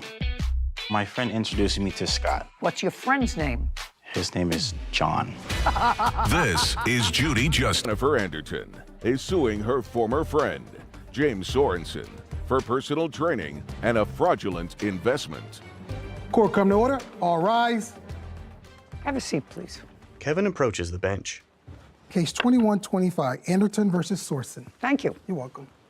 Miss Anderton, your case against the defendant is twofold. First, you claim a loan to him in the amount of $10,000. And while he doesn't deny that you gave him $10,000, it is his defense that this was not a loan, but an investment in a project that went south. It went south because somebody conned him, and thus you were conned as well. Somebody took off with the money. The second part of your lawsuit is that Mr. Sorensen is a trainer of some sort, a personal trainer, fitness trainer, and you retained him to put you on some sort of a regimen of both diet and exercise. And you paid him in advance. He wasn't forthcoming with all of the training sessions he was supposed to give you, became unavailable. You want a refund of some of that money. So the first thing I'm going to deal with in your lawsuit is the $10,000 exchange of money. If I find that that, in fact, was a loan or was fraudulently entered into as a result of being duped and being a dope, then I'm going to give you back the money. Then I don't have to get to the training because that's the limit of my jurisdiction. Do you understand? I understand. Okay, great. How did you meet him? I met him on a dating site, actually. When? Early June 2021. Did you date? We befriended each other. And after our first meeting, that is when I had just come off of a ventilator of 10 days. I was a nurse, contracted COVID. He actually came to my home and said, I could really help you get back to where you were. I needed rehab. Okay, so after the first meeting, you were not dating? No. Is that right, sir? That's correct. And that was in June of 2021? Yes. When did you, Mr. Sorensen, tell Ms. Anderton about this investment opportunity? It was about a month into. So 4 weeks later? Right. 4 weeks later, you became close enough to discuss with her a business opportunity? Yes. And did you discuss this business opportunity with her in her home or over the phone? In her home. So I want you to tell me your version of exactly what you told her. So I had a friend come to me and... You had a friend whose name is? His name is Scott. Scott what? I can't remember his last name. I don't believe you. Okay. If it's true, then it didn't happen. If it's true that you can't remember his last name, it's because he doesn't exist. Oh, he does exist. Oh, sir, you didn't give all that money to somebody whose last name you don't know. I want you to understand that. Then you're looking at me and saying I must have stupid written on my forehead. You don't look like a stupid man. Absolutely not. Yeah, you look like you could be a cunning man, but you don't look like a stupid man. So if Scott doesn't have a last name, he didn't exist. I want you to tell me that's in my brain. In my brain is if you can't come up with a first and last name of somebody that you gave thousands of dollars to, he didn't exist. Okay, in your mind. Keep going. I'm not going to keep going and dig any holes. I'm just telling you what the facts are. No, those aren't facts, sir. That's a fantasy. You know, you're not mentally challenged in any way, are you? No. I want to tell you, if I told my 9-year-old grandchild who asked me for $100 because she wanted to invest it with a friend, I would say, what's the friend's name? I don't know. So I'm not giving you $100 to invest with somebody whose name you don't know, because I'm absolutely positive that if you said that to her, she would have said, well, what's this person's name? I want you to tell me now, Mr. Sorensen, what was the investment? It was for Happy Pills. It was for what? Happy Pills. Judy turns to Sarah. Don't look at me. Happy? Did you say Happy Pills? Yes. Okay. Tell me about it. Tell me what you told her. You want to invest in happy pills. And Yes, what she'd say to you? What did she say to you? I'm a nurse, you know, so I'm an educated person. What's wrong with you? Okay, keep going. Keep going. I want to invest in happy pills. Right. Your friend So Scott. yeah, it was a friend of a friend. His name was Scott. Okay, and he introduced me to him and said that, hey, he went. No, you mean Scott introduced you to somebody else? No, my friend introduced me to Scott. I didn't know his last name, but we knew that he was in the industry. Okay, so your friend introduced you to Scott. Yes. What's your friend's name? His name is John. I promise. Where does he live? He lives in Salt Lake.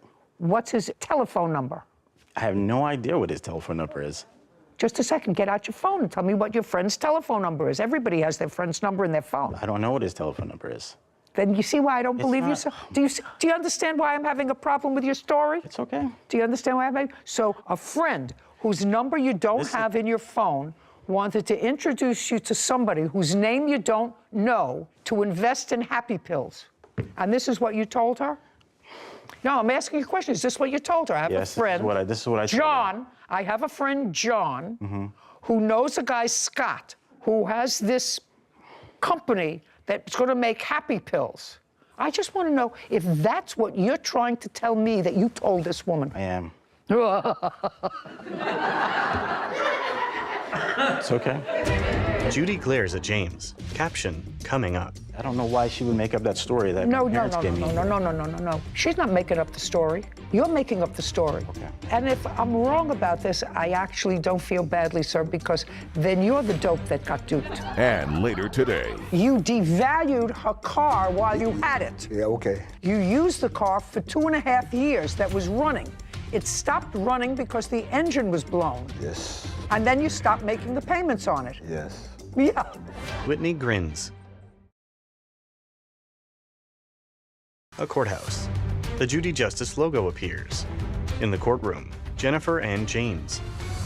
Jennifer Anderton claims her former friend, James Sorensen, owes her for a fake $10,000 investment. Okay, keep going. You know what happy pills are? I assume that they make you happy. Right.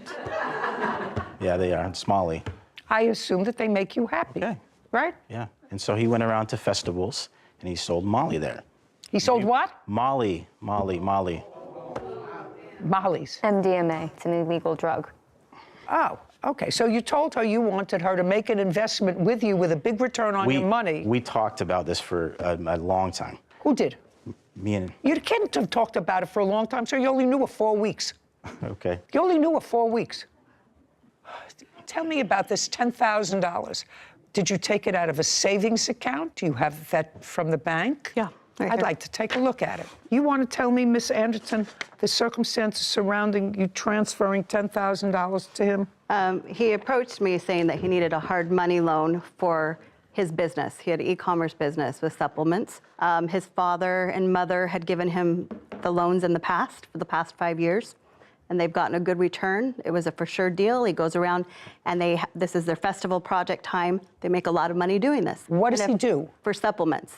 So he sells supplements? Yes. And it was his business? Mm-hmm. That's yes. Did he ever mention a guy, Scott, to you? No.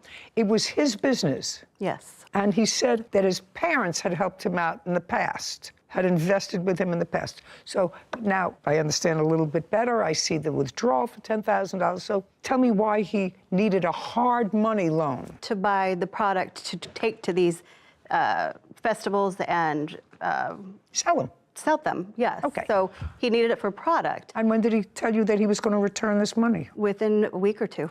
That it was a week or two of festivals. This was the busy season. He does this every year, and this is a for sure return. And if I did this much amount of money, $5,000, this is how much I'd get back. If I did $10,000, it would be a $15,000 return for me.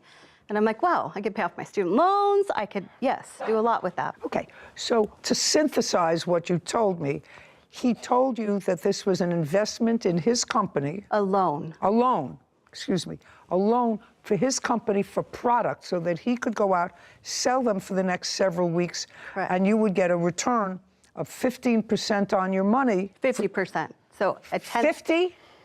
50? Sounds too good to be true. Yeah. has nothing to do with the company. The Venmo transfer of $2,000 was to him in June? June 16th of 21. And a withdrawal of $8,000. Same day. Okay, now, where did you put that money, sir? I gave it to Scott. Okay. Okay. I want to tell you, Mr. Sorensen, you have parents who gave you money? They have in the Just a past, second. not as you just would say, you say. have parents Not in, that gave you money. they did not ever give me money for my business, ever. What did they give you money for?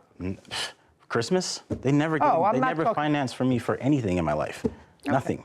Oh, then you lied about I don't know why she would make up that story that No, my no, parents no, gave me. no. She's not making up the story. You're making up the story. Okay. And if I'm wrong about this, I actually don't feel badly, sir, because then you're the dope that got duped. Oh, absolutely. I know. I'm Then, a dope just a that got second, duped. that if you gave not. money to John, to Scott, then you're the dope that got duped because they were your friends. That's all I have to tell you. I understand. That's all. Judgment for the plaintiff in the amount of $10,000. We're finished. Thank you. This court is adjourned. Outside the courtroom, James, then Jennifer. I think it was fair. I think that was a fair judgment. We both understood what we were getting into. No, not until after like 3 or 4 months, and I think he brought that up in fear of me going to the police. Time to part ways, and definitely learning curves on both ends. Don't do silly things. It was definitely a learning curve. I'm glad that things happened the way they did. Something I'll never do again. Be a little more careful with your money and your investments, and don't trust everybody. I'm too trusting. Sarah and Judy. I just find it very funny that his entire business plan, business venture, was selling illegal drugs at festivals. That was the only plan. That was the whole venture. There was no... That's really what he said? Whether it was Scott, whether it was John, whether it was But that was Joe. the business plan. That's Happy Pills. Thank you, by the way, for explaining what that was to me. I didn't understand at first either, but when he said Molly at festivals, it's like, I'm pretty sure that's illegal. I'm pretty sure that's not a business. Right. So I'm glad she got her money back. Me too. Me too. It was ridiculous. There was a couple dopes getting duped in that situation. You're absolutely right. Case 2107, Breland versus Chenal. All parties, please step forward. Kashana and Michael Breland are suing Kashana's stepdad, Harry Schnall, for car repairs and damage credit. Miss Breland, this is your stepfather. Yes. That's your dad. Yes. This is your claim. He needed a car because his car, which was an old Cadillac, was going in for repair. Your dad had bought you a car in 2018. Yes. And when he bought you this car in 2018, it was a 2013 car that you kept 18, 19, and 20? The vehicle? No, I had the vehicle from 2018 to July 2019. So just for 1 year? Yep, July in 2019 was when I made the agreement to give the vehicle to... Okay. You made the agreement to give it to your stepfather with a proviso because you were buying a new car, another car. Yes. According to you, that he would take over the payments on the car because there was a loan on the car that you were paying off and that your father was a signatory on. Yes. And you have children, and I don't know why this car was no good for you anymore, but you said you got another car because of your children. Yes, I got another vehicle because I had an additional son and it just wasn't enough room for 3 kids. What kind of car is it? It was a GMC Terrain. It's an SUV 5-passenger, but I felt like I needed a little bit more room, so I ended up getting a 7-passenger. That way I could have the 3rd row. Okay. So according to you, the arrangement was he would take over the payments on the car, and the car would be turned over to him as soon as he finished making the payments on the car. Yes. Was that your agreement with him? Yes, that was our agreement. And he did make payments on the car in 2019, 2020, 2021, and according to you, he stopped making payments in 2022. What month in 2022? January 2022 was the last payment I received. As a result of which, both of your credits were at risk. He dropped the car off at some relative's house because the engine was blown. He had it towed to some relative's house and stopped making the payments. Yes, that is correct. Your stepfather says, well, that really wasn't the agreement. My Cadillac wasn't working. It was in the shop in 2019. And the agreement was, while the car was in the shop, I would use your car and pay you $225 a month for it. But as soon as my car was out of the shop, you would take the car back. That's what you say, sir. Yes. Yeah, I would take it back until my car got fixed. And the only reason it took so long to get fixed because of the pandemic, And why? People couldn't go into their garage to fix a car? Yes, they probably could, but at that time, I really didn't have the money to go and pay for it, so I just Well, that's your problem. I understand that. Well, that's your problem. So the car was fixed, but you didn't have the money to go and pick up the car. No, it wasn't fixed. Oh. So I didn't have them fixed until I'd be able to get the money to go have it fixed. Did you explain that to her, sir, when she gave you the car? No, see, my agreement thought I was gonna keep the car until my car gets fixed and I would make the monthly payment. That's what I had. I understand that, but what... Yeah. I understand that, Okay. Mr. Chenal. Yes. But taking your story, if my stepfather said to me, listen, I'll take your car, I have a car that's in the shop, I'll use it and pay for it while the car's being fixed. Not what? In my view, that would be, well, maybe it would take you 2 weeks. Maybe it would take you a month. Maybe it would take you 2 months, but it wouldn't take you 3 years. Your Honor, what I'm saying, my car wasn't in the shop, my car was broke down. And I told her, I thought we had agreement to me make the payment on that car till I get ready to get You my told me that already. car fixed. But I didn't put it in the shop till I was able to put it in the shop to get fixed. You devalued her car while you had it. Yeah, okay. You devalued the car. You got a car that was running.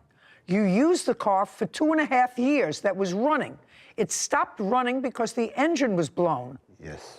So it was dead stop. You had to have it towed to somebody's house. Yes. And then you stopped making the payments on it. Yes. Yeah. Yeah. I hear what you're saying. Right. Caption coming up.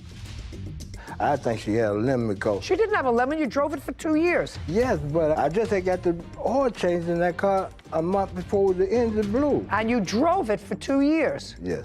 Well, then it wasn't a lemon. Harry furrows his brow. A courthouse. The Judy Justice logo appears. In the courtroom, Kashana, Michael, and Harry.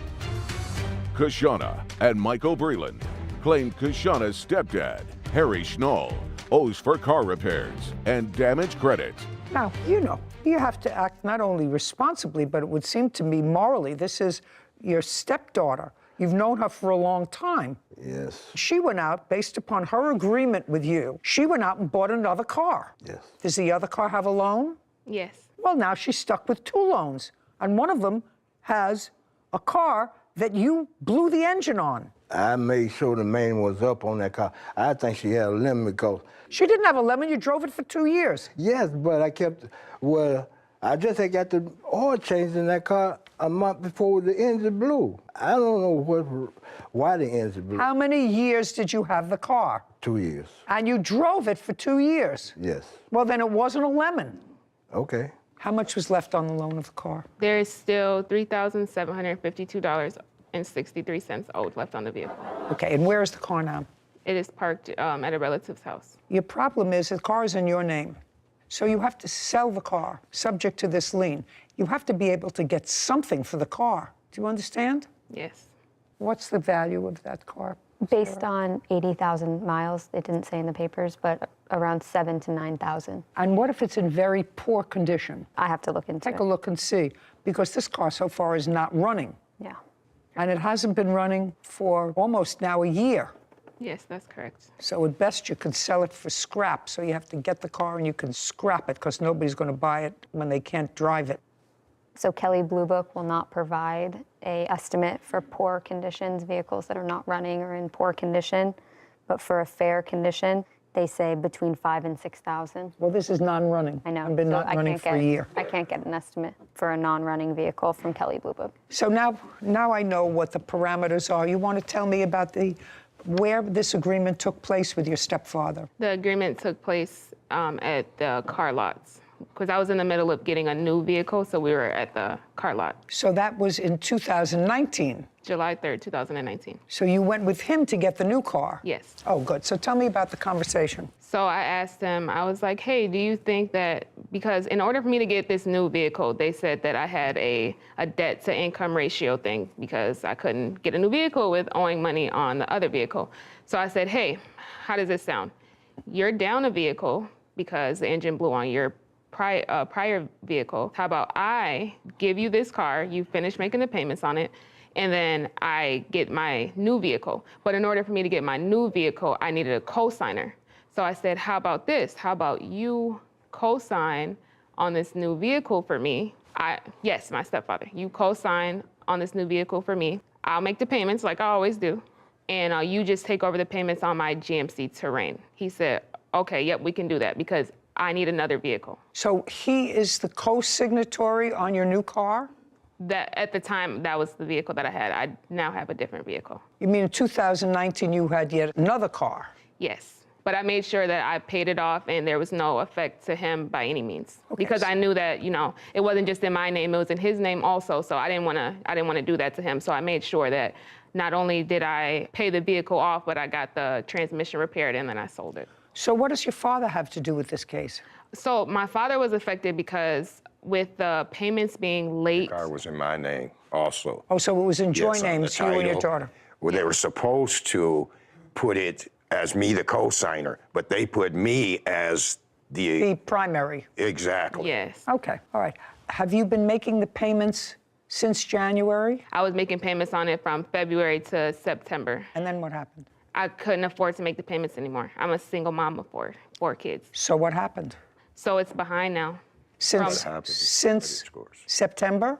Yep, it's behind since. September, October, November. So it's behind 3 months. Yes. Had they notified you that they want to repossess it? No, they haven't not noted. repo. They've given us options to try to save our credit after Okay, I'd like to see what those options are. Did they send it What? to you in writing? No, Did they send no, you it a was letter? verbal on the phone when they called, and we were discussing other options that they may offer to Okay, so make what was the this so best it's not option worse. that they offered you? The best option that they offered was basically to come up with about $396 to pay to get the car note caught up because it was 4 months behind. The car note's $225 each month. So it wouldn't have got. No, so they didn't offer you a whole payout. They just offered you to catch up. to catch up. yes. Right. Okay, but still, what's due and owing on the car is $3,752. Yes. Okay. And when your stepfather agreed to that, did he say anything to you with regard to his Cadillac going in for service and he was going to just use it until his Cadillac got... No, Your Honor, that is incorrect. Okay. You remember going with your stepdaughter when she was purchasing a new car in 2019? Yes, I do. Did you co-sign that car for her? Yes. So far what she says is accurate. Yes. And at that time, did you take her old car? Yes. I have no idea what you can get for this car. And you know how you relied on him to be a good guy and to do what he was supposed to do? Yes. I'm awarding you $3,752. That's for you to pay off the bank.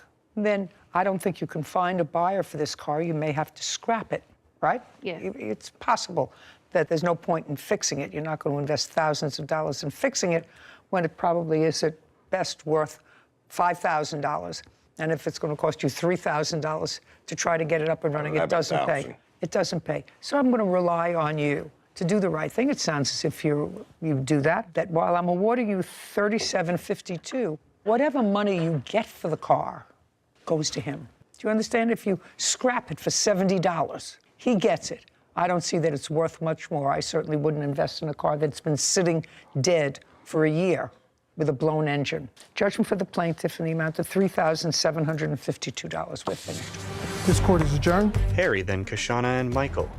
I think it was pretty fair. I think it was very fair. My agreement, though, I paid for the car until I get my car fixed. I've tried multiple times to reach out to him, and I couldn't get a hold of him. So it's really sad that it had to come to this. She had to do what she had to do. That's all I can say. I've learned that you can't help anyone, not even family. Time to move on.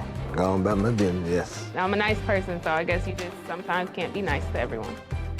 You know what's so disappointing? She seems like a very lovely young lady. Her father seems like a nice man. He had actually helped to purchase the first car, and I think co-signed a loan for her or bought her the car in 2018 that she then turned over to him. But he's been her stepfather for a long time. How could you be so irresponsible? And you know she's a single parent of 4 children who relies a lot on her credit.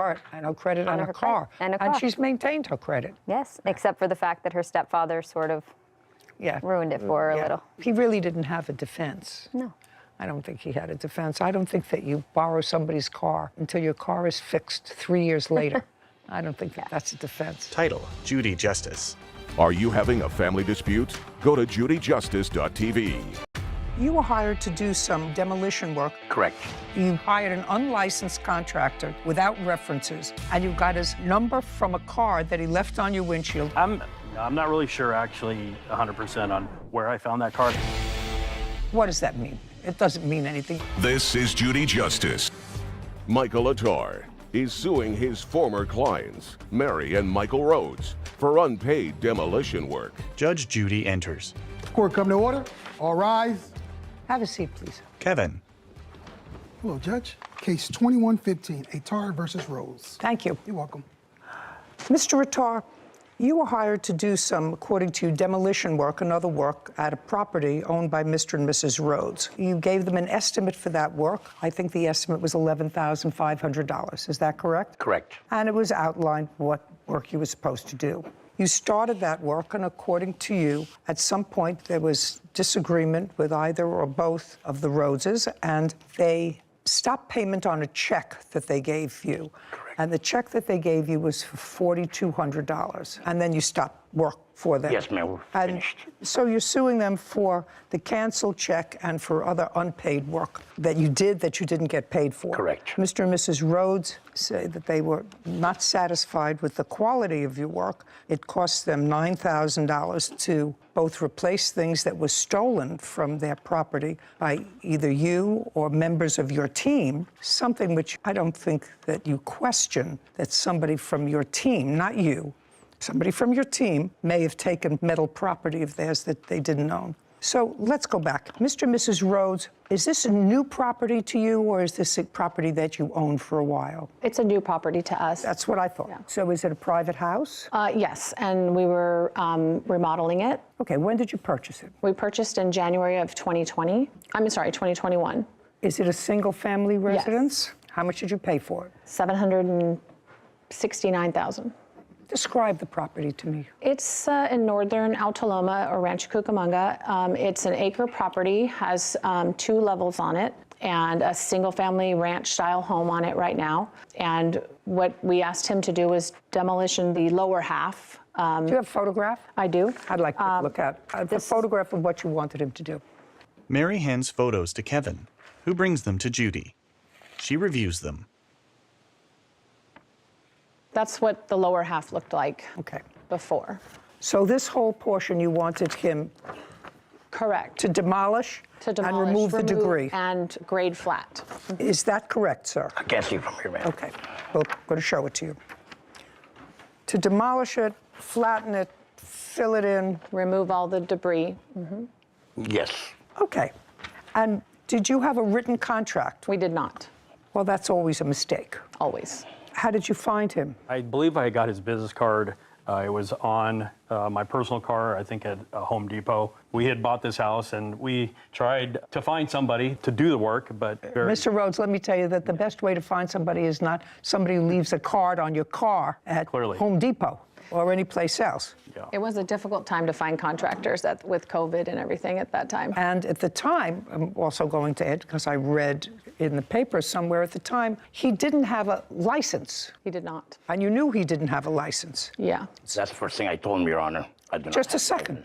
They didn't say, no, we didn't know. They said, we knew. So you got somebody who had no license to do what you wanted him to do, and you got his number from a card that he left on your windshield. Did you ask for references? That's either a yes or a no. No, and I'm not really sure, actually, 100% on where I found that card. I think it was... It doesn't matter. Yeah. I mean... But he did tell us he was in the process of getting his license, that it was coming. Yeah.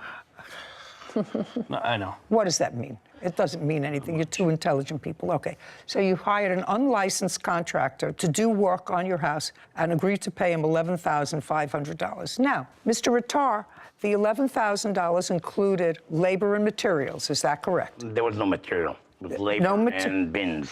Well, that's material, labor and bins to remove yes, ma'am. all the equipment that you needed yes, ma'am. To complete the job. Yes, ma'am. Is that correct? Of before, too. Of what I was supposed to do, and I took a picture. Well, no, I have that. You have the wrong picture, Your Honor. Okay, I'd like to see the picture that he has. Kevin retrieves a photo from Attar, then hands it to Judy. I was supposed to do from the post all the way to the other post, remove everything, and the pool and the deck. Mr. Attar, the $11,500 was an all-inclusive figure. Yes, Your Honor. One of the things that became an issue is a Bobcat. Correct. From what I'm piecing together, you hired somebody in a Bobcat to do a Bobcat. That's a big piece of equipment that knocks down something. I rented a Bobcat. And somebody who operated it. My worker. You didn't know how to operate the Bobcat. I know how to operate Bobcat, but I was controlling the demolition site, ma'am. I was like many things were going at the same time. I had to control everything.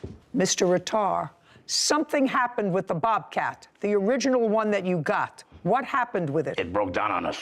No, it didn't break down on them. It broke down on you. On us. It broke down on you. Yes. So what did you do? I took it back, and next day supposed to deliver me another one, but they sent me a drunk driver and another broken down Bobcat. I returned it. At that moment, I asked Mrs. Rhodes, can you please go down Home Depot, which is like a mile away, so we don't stop wasting time, rent a Bobcat or not. Just a second. Why should she rent a Bobcat, sir? Your $11,500 included the Bobcat. But I paid for it. No.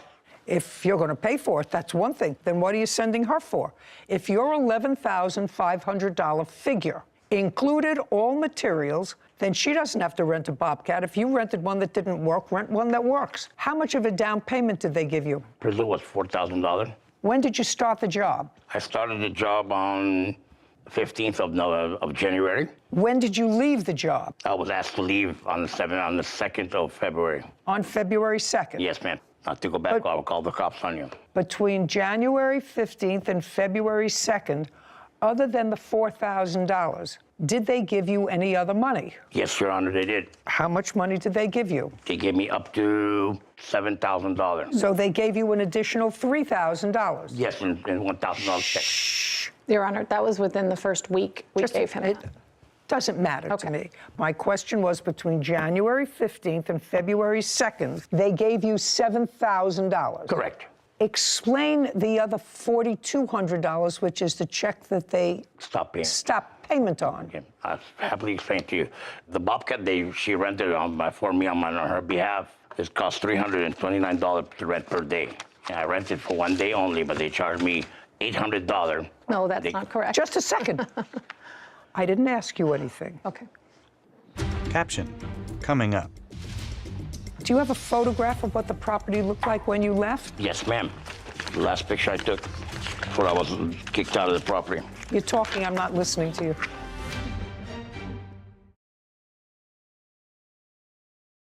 A courthouse. The Judy Justice logo appears. In the courtroom, Attar and Marion Michael Rhodes.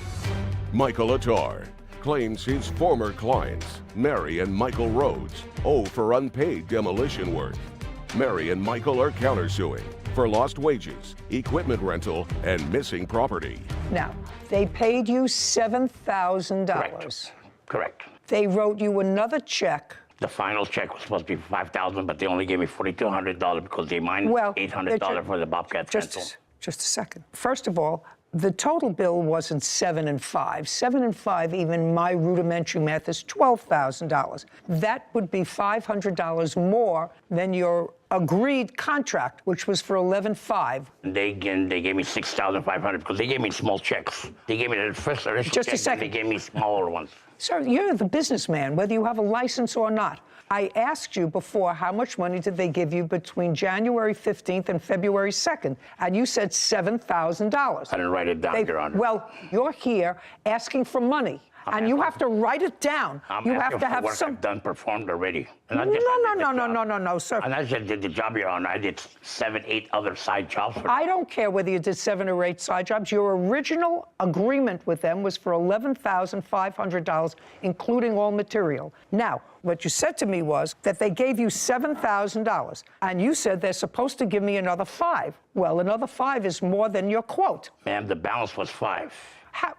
The initial check, then they gave me $1,000, $1,000. How much money did you give them altogether that he cashed? $7,000. Then they owed you $4,500. pursuant to your agreement. We agreed to 11,000, not 11,500. 11.5, Your Honor. Anybody have any proof No, of it was what a the verbal agreed contract. of what the agreed amount was? We had No, a it was verbal verbal. contract with me, Mr. Rhodes. Fine. I will indicate that it's $11,500. If they gave you 7, they don't owe you 5. They owed you the difference between 11.5 and the 7 that they gave you. Now, one of the things that you disputed, Mr. Attar, was this Bobcat. Who paid for the Bobcat? Show me. They minus it from the final price. Just a second. Was that an argument? The argument about is, Your Honor, is they rented for 1 day, but they charged me 2 days, $800. There's no Bobcat rental for $800 for 2 days. I got. Do you have the bill for the Your Honor. Bobcat? I do, yes. And it was for 2 days Go over a certain time. because it was returned late. So they charged a second day. But in his text messages, he did request it for 2 days. Mary hands a document to Kevin, who brings it to Judy. Is that the total price? Yes, and I did not subtract it Just a from sec- his payment. Total contract was $652.74? Yes. Do you have a photograph of what the property looked like when you left? Yes, ma'am. The last picture I took before I was kicked out of the property. You're talking, I'm not listening to you. Just show me a picture. Yes, ma'am. Attar hands a photo to Kevin, who brings it to Judy. She reviews it.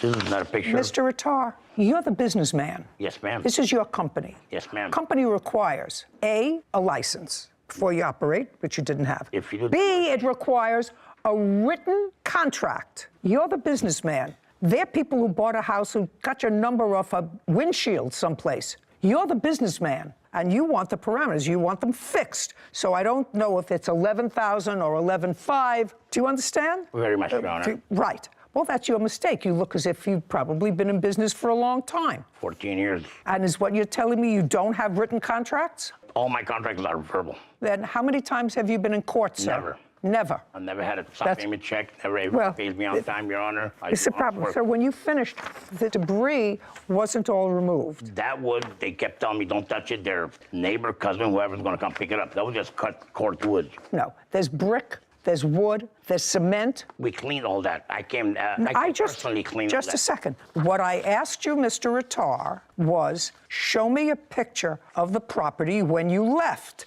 This is the picture that you showed me. That was the last, before I had more work, I came in and did more. I wasn't taking have pictures. I pictures. wasn't expecting somebody to stop payment on a check, Your Honor. I was have not pictures expecting of that. what it looked like when he left. Mary hands a photo to Kevin, who brings it to Judy. She reviews it. Well, what are you showing me here? This brick that's here? They piled it there and then left it there. Well, that's probably what a they good wanted No, it was to put on supposed the to be. side, Your Honor. It was supposed to be removed.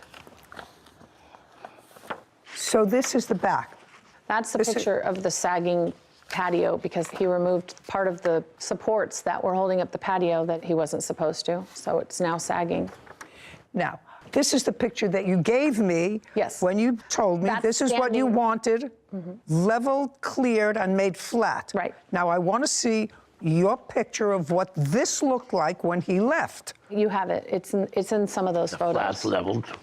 You're talking about this? Yeah. That's part of it. The close-ups, that's part of it. Well, it looks like most of the stuff is done. It looked like a lot of cleanup left. No, ma'am. We've done all the cleanup. Well, I haven't was seen also- that, so then what you're supposed to do is take a They were photograph. taking it pictures was while I also was still- buried underneath. These are the photos of when we did it ourselves and really leveled it out. And as we were doing that, we found so much buried underneath that should have been removed, but his Bobcat person buried it all.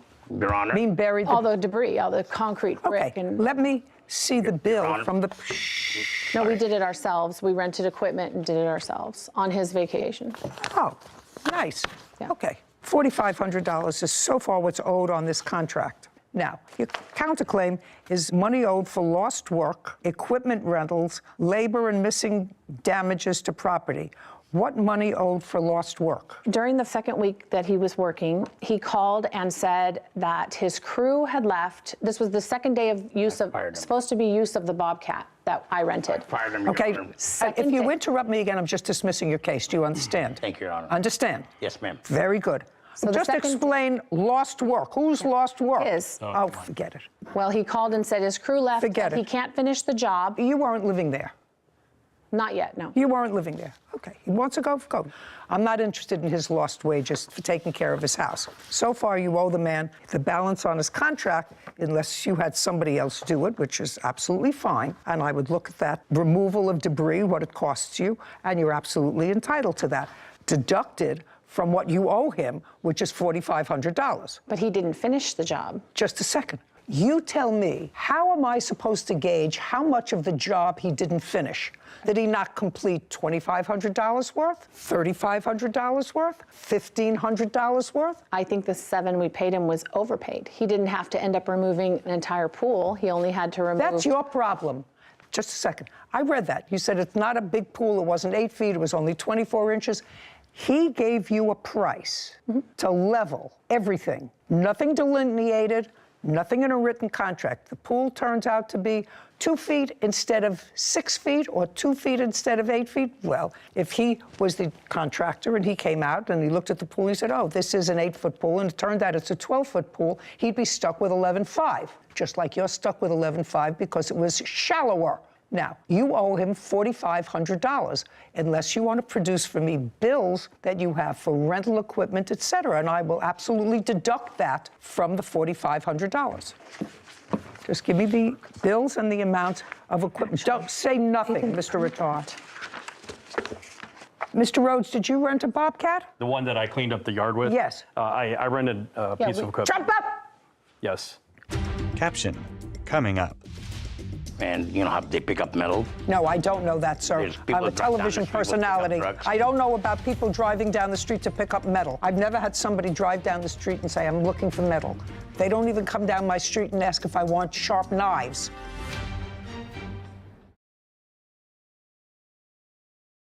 A courthouse. The Judy Justice logo appears. In the courtroom, Attar and Marion Michael Rhodes. Michael Attar has accused his former clients, Mary and Michael Rhodes, of refusing to pay for demolition work. Mary and Michael claim he never finished the job and stole their property. Now, what did you rent? A skip loader. That's different from a Bobcat. Yes, that's correct. Smaller? I would say bigger. Bigger. And do you remember how much it cost you? Did you rent it from Home Depot? No. It's from a local rental yard. I think it was All the equipment we rented in Ontario. was $1,300. Yeah. Find it. Yeah. Find the bill. They didn't print it, so now I gotta. How many days did you have it, Mr. Rhodes? 4. I'm dismissing your counterclaim, Mrs. Rhodes. Do you want to know why? Because I asked him a specific question, and you answered. Do you understand? Do you understand? That part of your counterclaim, because you don't have it, you can't find it. So far, you owe him $4,500. Not $8,600, but $4,500. Now, do you have any proof that Mr. Attar or someone from his team stole copper piping or whatever piping that you claim was missing? Do you have any proof that either Mr. Attar or anyone under his authority took property from you? Yes. We have text messages back and forth. Okay, I'll read them. Mary produces a document, then hands it to Kevin. He brings it to Judy, who reviews it.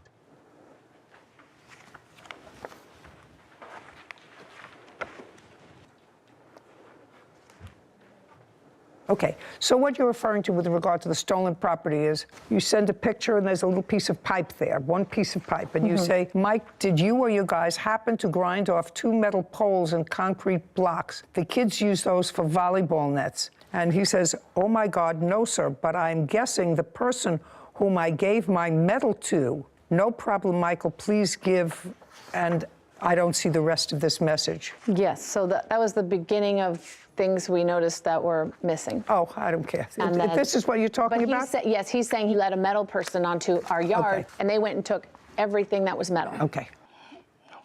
Attar shakes his head. Okay. Now, Mr. Attar, Yes, Your Honor. I want you to tell me about the missing metal on this property. She was standing right there, and there was a metal guy that drives down the street. And you know how they pick up metal? No, I don't know that, sir. There's people I'm a that drive down television the street with pickup personality. trucks. I don't know about people driving down the street to pick up metal. I've never had somebody drive down the street and say, I'm looking for metal. They don't even come down my street and ask if I want sharp knives. Okay. Do you understand? Very much, Your Do you Honor. understand? Very much, Your Honor. Okay. Who is this person? This person was picking up metal, and I Just a asked for s- permission. I said, ma'am, Just a could he come second. down the property? Just a second. Yes, ma'am. Was this person picking up metal for nothing? Yes, Just a second. Yeah. You're a business guy. Mr. Rattar, somebody drives down the street and says, you know, I see you're doing construction. Is there any metal around here that you want me to dispose of? Yes, ma'am. They do a lot. Yes. And then they look around. This is what you tell them. They look around and they take the metal for nothing. Yes, ma'am. This would be cheaper for me instead of load it on my trailer and take it to the recycling metal yard. So what metal did they take, sir? I assume Everything you watched. that I gave him. What was did you right give there. them? Nobody went up there and cut no poles, ma'am. Well, they sent you a picture of a pole, sir, and in response to the picture of the pole, you said, oh my God, I'm guessing the person whom I gave my metal to. I'm guessing. No problem. And then you say later, tell me what it is, and I will either look high and low to get it back or replace it. That's what you say. Yes, I offered to replace it. That's what you say. I offered to Okay. replace it. Now, next question. I need an itemized list and what the value was of the metal taken. No, there's a list of everything. They're listed in there. Mary hands a document to Kevin, who brings it to Judy. She reviews it. What is this? Those are all the damages, but the metal is listed in there separately of the items that are missing. No, it isn't. This is a whole bunch of other things that you prepared for but this case. It's in there underneath. There's the horse feeder. Part of the corral was cut But off. this is something that you wrote yourself. Yes, you This said an isn't itemized this isn't list. If they took 6 feet of pipe, get me a bill from Home Depot for the replacement of that pipe. Oh, I have all the bills for the replacement of metal, not what you prepared for this litigation. I'm sorry, I misunderstood. Itemized list. Mary hands another document to Kevin, who brings it to Judy. She reviews it. Did you take down a horse corral? No, Your Honor. I did not take no horse corral. I have nothing Horse to corral, do. is that metal or is it? It's made out of galvanized metal, yeah. They cut pieces off of that were sticking up to take to recycle, I guess. Just a second. Was there a 4-sided horse corral? Yes. That looked like this? Yes. That they took down? They cut pieces that were sticking up above the horse corral, attached to the horse